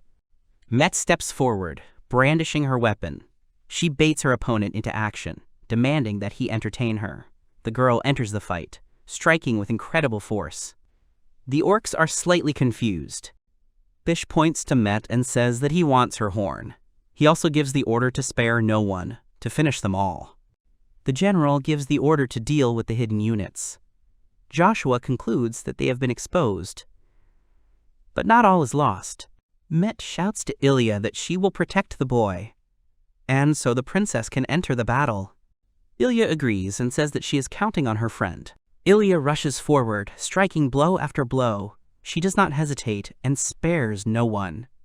The orcs begin to tremble in fear. Nevertheless, the battle continues. Met, as promised, desperately protects Joshua. Ilia fights almost completely surrounded. Bish shouts a battle cry and shouts at his soldiers, reminding them that they are fighting only half-humans. The general demands that the orcs make their opponents feel shame. Mete turns around, not understanding what is happening. Joshua notes that there is too much noise behind them. The orc runs back and calls for Bish in panic. He tells them that something bad has happened. The Kodalaks have betrayed them and their flank is now under attack. The guy is at a loss. Now, he completely no longer understands what Balon was guided by. Merc runs out of the forest and calls Joshua. She asks what is the best thing to do now. No one not expected similar turn events. Joshua still doesn't understand what Balon is trying to achieve. The guy asks Merc to tell everyone not to attack the mercenaries. It's time to implement the plan. The girl nods affirmatively. The general is furious as he watches his army forced to fight traitors. He promises that Balon will pay for this insolence. But then a loud noise distracts the orcs. These are the coalition troops, previously hidden according to plan, entering the battle. The half-humans are armed and extremely determined. Bish says that they were hiding somewhere nearby. A whirlwind is approaching the orcs. Asuka, using air magic, was able to raise clouds of dust and small stones from the ground, forcing the enemies to squint and hide their faces. However, the general is not at all embarrassed by what is happening. He is distracted by the cry that the hour of battle has struck. The big words belong to Ilia. With characteristic nobility, she immediately adds that if Bish retreats this second, he will save his life. However, the general does not need leniency. He says that he is the king of all orcs. Bish says his power will be enough to bury the demon lord himself. His dark silhouette looms over the pile of other orcs. The general declares that he will not lose to a human female. The girl says that she is actually a demon, and it was Bish who broke and took her horn. The orc says with a nasty grin that if that's the case, then he must already be using the horn somewhere. Ilia calmly rejects this version. The girl shows off her new katana and says that this is her horn, the horn that her father gave her back after taking it away. Bish is surprised, remembering what time period the story refers to. The general remembers the demon chief. He says that Alter is a coward and ran away with the horn after issuing a challenge. Bisha is amused by the fact that he has now met the chief's daughter. Ilia says that her father never ran away but returned the horn for her sake. But the orc is adamant. Bish says that Alter couldn't even protect his own horn. And then he ran away, and only his heels flashed. Ilia is shaking with hatred and resentment. The orc raises his weapon and demands that the girl look at him. Bish shows the tied demonic horn. It once belonged to Ilia's father, but in the hands of the orcs it caused many injuries to the half-humans. The orc says that the girl will suffer the same fate, and he will attach her horn somewhere in the same place. Ilia can't take it anymore and strikes first. But the magical katana doesn't seem to do any damage to Bish. He teases his rival, mimicking a cry of fear. The girl's anger openly amuses him. Bish says that a lot of blood rushed to her head without a horn. Ilia strikes blow after blow, frantically demanding the return of her father's horn. She screams that Bish has no right to possess it. Unfortunately, her blows seem to miss their target, but only bounce off the villain. The general says that the village elder was weak. The orc says that he failed to protect his people or himself, only his daughter's horn, and if he had lived, he would have only destroyed his people even more. Tears well up in Ilia's eyes. She screams heartrendingly that none of this is true. Her father was not weak. Seeing the girl's state of mind, Mete and Joshua try to shout at her. Bish provokes her, and there is no need to give in to this. But any arguments are powerless against the furious sweep, and Ilia does not hear them. Only with a furious cry does he try to put all his strength into another blow. The princess makes a mistake. One moment of hesitation is enough for the orc to guess the moment for a counterattack. Ilia does not have time to do anything to counter this. Joshua uses a crafting spell to create a wall. A powerful blow falls on the erected barrier, which the latter cannot withstand, and with a terrible roar flies apart into large and small fragments. Some of these fragments fly into Ilia at high speed, causing painful injuries. The boy rushes to her and kneels. Ilia apologizes. Joshua says that she is alive, and that is the most important thing. It seems that breaking through the general's armor will not be so easy. The boy adds that he will create a hole in his defense. The girl tries to object, but Joshua calms her down. He says that they will have to hit right into the gap, and also reminds that together they will definitely win. Revived, Ilia stands up and lifts his katana again. The boy says that they will defeat the orc. Bish declares that no amount of effort will bring victory. They are weak and cannot cope with the general. His arrogant speech is cut short by an explosion almost in his face. It was Joshua who threw a bag of gunpowder in his direction and then lit it with an arrow. However, it seemed like no damage had been done to the orc at all. Bish grinned and said that these tricks didn't work on him. The general calls himself the strongest, but almost immediately loses this confidence. Ilia strikes again, but the orc blocks it with his own weapon. The princess's new failure pleases Bish. Mete tries to rush to help, but is pushed back by another orc. Joshua looks around and notes that overall the situation is a win-win. The coalition army is winning. All that remains is to defeat Bish and take revenge on him for Elijah's father. The general laughs and says that a demon without a horn has no power. Ilia squeezes the hilt of the katana, from which blood flows in thin streams. The boy tries to stop her and desperately shouts that she won't succeed. He wants the princess to retreat for her own safety, but Ilia's resolve cannot be bent. The girl's new blows make Bish's expression change from mocking to tense and puzzled. He gets angry and asks where such strength comes from. Thin streams of blood start moving unusually around the blade. Met and Joshua notice this, and the boy assumes that the katana is sucking in the blood of its owner. Ilia screams frantically. Bish exclaims that this cannot be. He is unable to hit. The general screams that he is the king of all orcs, and he is invincible. Gritting his teeth, he tries to hit the girl with a terrible roar. However, the blade of his axe, colliding with the katana, cracks. Elijah deals him the final, crushing blow, severing retribution. The orcs watch in horror as their invincible leader receives the last wound of his life, the slice of retribution. The defeated Bish lies on the ground in front of Ilia. His subordinates mumble something incoherently, trying to call the commander by name and proud rank. Their muttering is interrupted by a proud cry from Met. She shouts that the villain Bish has fallen at the hands of Lady Ilia and commands that the banner be raised. Immediately, banners proudly rise into the sky above the coalition army. The defeated orcs can only flee. The friends freeze, as if not believing that everything is finally over. Joshua exhales as he acknowledges his victory. The demons, the defenders, and the Tengu rush into each other's arms, shake hands, and joyfully discuss their victory. The Kotoleks slowly pack their things. Joshua turns to Balon. The boy thanks him for his help. The mercenary responds dispassionately that he misunderstood him. They always enter war on the winning side, and Balon just knew that the coalition would win no matter what. Joshua asks in shock if this is really the reason why the mercenaries defected to the demi-humans. Balon's face suddenly lights up with a proud smile. He says that betrayal literally runs in the blood of the Kotoleks. The boy replies that he is grateful to him either way. Balon says that gratitude is intangible, so anything that can be taken, the Kotoleks will take.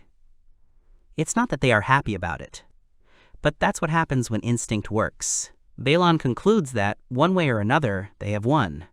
Joshua is puzzled and silent. He understands that now the Demon Lord's army will never hire them, just like humans.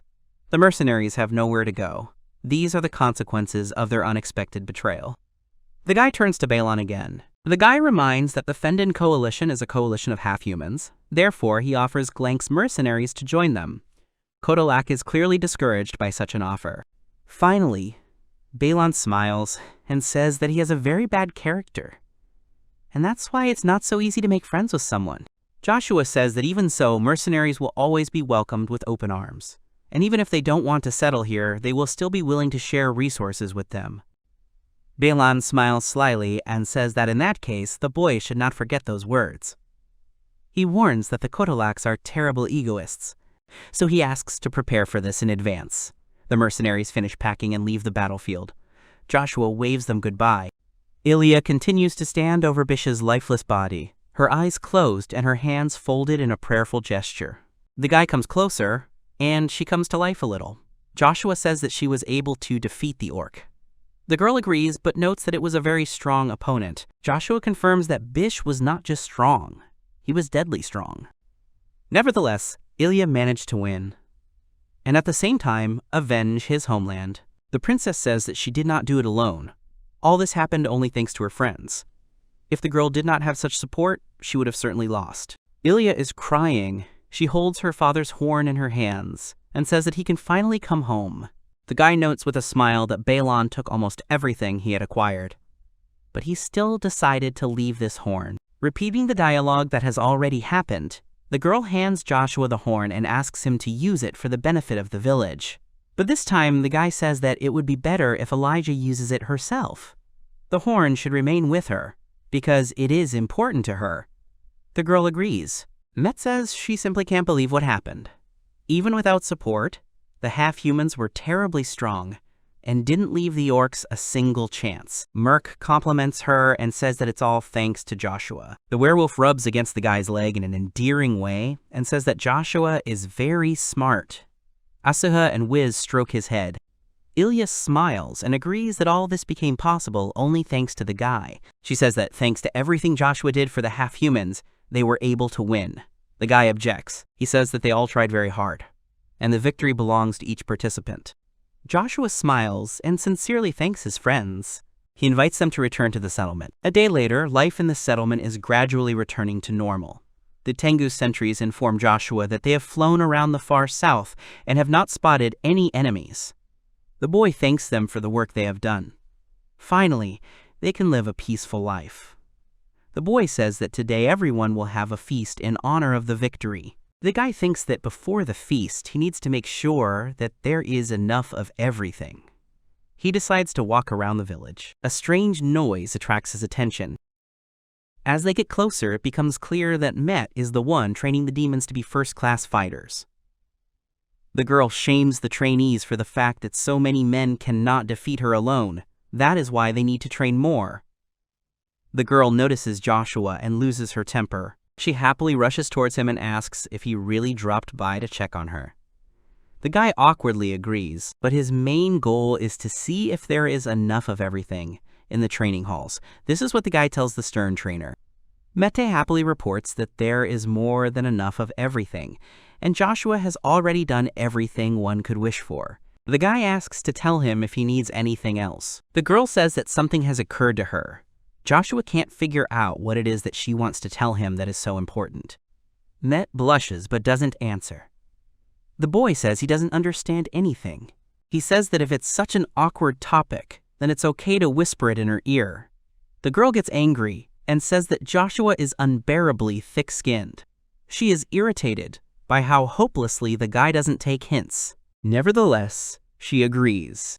Met comes closer and quietly tells the boy in his ear that she wants from him children. Joshua is shocked by this statement and freezes. And the girl, as if wanting to finish him off, adds that she wants a lot of children. Unable to cope with the emotional load, Joshua lets out a ridiculous, bleeding scream and rushes away. The guy asks himself with annoyance what happened and why he started making sounds like Cereza. He mutters under his breath that he has completely lost his mind. Merc stops him and asks what happened. Joshua replies that he was just running. The girl asks how things are with the refrigerator. Merc says there's so much meat that it might start to melt. The guy says that in that case, they'd need to make the fridge bigger. The girl agrees with his conclusion and says that the boys are good at hunting. Therefore, they will soon need to decide on the daily harvest quota. Joshua notes that this is a reasonable idea. After all, if hunting is not restricted in any way, then the boars will stop being found nearby. Merc is called. Decide this question. The girl asks to trust this matter to her. She also says that there is something else important that is worth talking about. The guy asks what it is about. Merc states that Joshua will marry her in the future, and after he gets married, they will definitely have a child, who will become the continuation of the family. The guy tries to object with something. Merc interrupts him and says that in connection with this, Joshua will propose to her. Of course, in the future. The girl explains that werewolves cannot marry until they reach adulthood. The guy agrees, but only because there are no other options left for him in the dialogue. Although he still doesn't understand why he needs to know this. Joshua thinks he didn't understand anything from this passionate tirade. However, he hopes that the merc will find someone else before he comes of age. The werewolf confidently declares that everything is decided. Merc says that the boy is now hers and hugs him tightly. Joshua asks her in fear what she is doing. She answers that this is how she leaves her scent on him. From her point of view, this is proof of ownership. Merc continues to hug the guy, but then someone calls out to them. Following the call, a thick stream of air hits the strange couple. Asuha descends to the ground. The guy praises her flight. The girl refers to her staff. She says that today she would like to demonstrate the results of her training. Joshua notes that she has already shown everything. But Asuha says that this is not the point, and asks the guy to follow her. Merc irritably states that the Tengu is in her way. Asuha asks in confusion why this is so. She just needs to show her results. The werewolf categorically declares that Asuha will bring Joshua back within a minute. The girl agrees and activates the magic of her staff. The guy is surrounded by dense air currents from all sides. He begins to rise above the ground. Joshua asks Tengu stop. Asuha takes off after Joshua, grabbing her successes as she goes. She says that while she was training in wind magic, she was able to learn other skills as well. Previously, the girl could only support herself in the air, but now she can also catch someone else. Together they rise higher and higher into the sky. From here, a beautiful view of the settlement opens up. This sight enchants Joshua. The boy enthusiastically praises the mesmerizing view. Asuha says that she heard from the girls that since Joshua's arrival, the village has begun to expand at a rapid pace. The guy replies that he simply created things using magic, and all the resources were collected by the villagers. The girl notes that Joshua is, after all, a very modest person. The guy cheerfully says that modesty is more about Asuha herself. In all this time, he has never noticed her doing anything selfish. Tengu asks, if she asks for something selfish now, will Joshua grant it? The guy doesn't understand what is being discussed, but he answers positively, as long as he can fulfill the request. Asuka says that he should be able to handle it. The girl, like everyone before her, asks Joshua to become her husband, to which the guy blurts out a logical comparison. Asuka begins to convince him that she is different from the others. She promises not only to take care of Joshua, but also to never cause trouble. She also promises not to do this in front of others, and hugs the guy. She says she will do this in similarly invisible places. Joshua is almost more concerned about this definition of invisible places than about the main topic of conversation. The guy starts to say that he understood everything, but the place for such things is not quite right. Asuka continues to insist and says that she wants the guy to understand her feelings for sure, because she loves him. Joshua tries to explain himself, but is cut off mid-sentence. Something utterly frightening and disgusting is looking at them, like an ancient mask of an unusually ugly idol. The guy wonders what it was. It looks like a deadly aura of murderous intent. He turns around and sees some unimaginable monster looking at them from the ground. Joshua is scared, as if he saw the devil himself. The boy feels that something is wrong. A moment later, he realizes that the air is no longer holding him up. In front of his friends, Joshua begins to fall rapidly. In flight, he tries to understand what kind of terrible image appeared to him. Perhaps this is the same face from the legends. Devil Hanya. Before he could blink, Hanya, who was calling the boy's name, addressed by Elijah. Joshua can't stand it anymore. The fall seems so pleasant to him. Maybe this is how he was supposed to die. As if through the thickness of water, a familiar voice is trying to reach the boy's consciousness.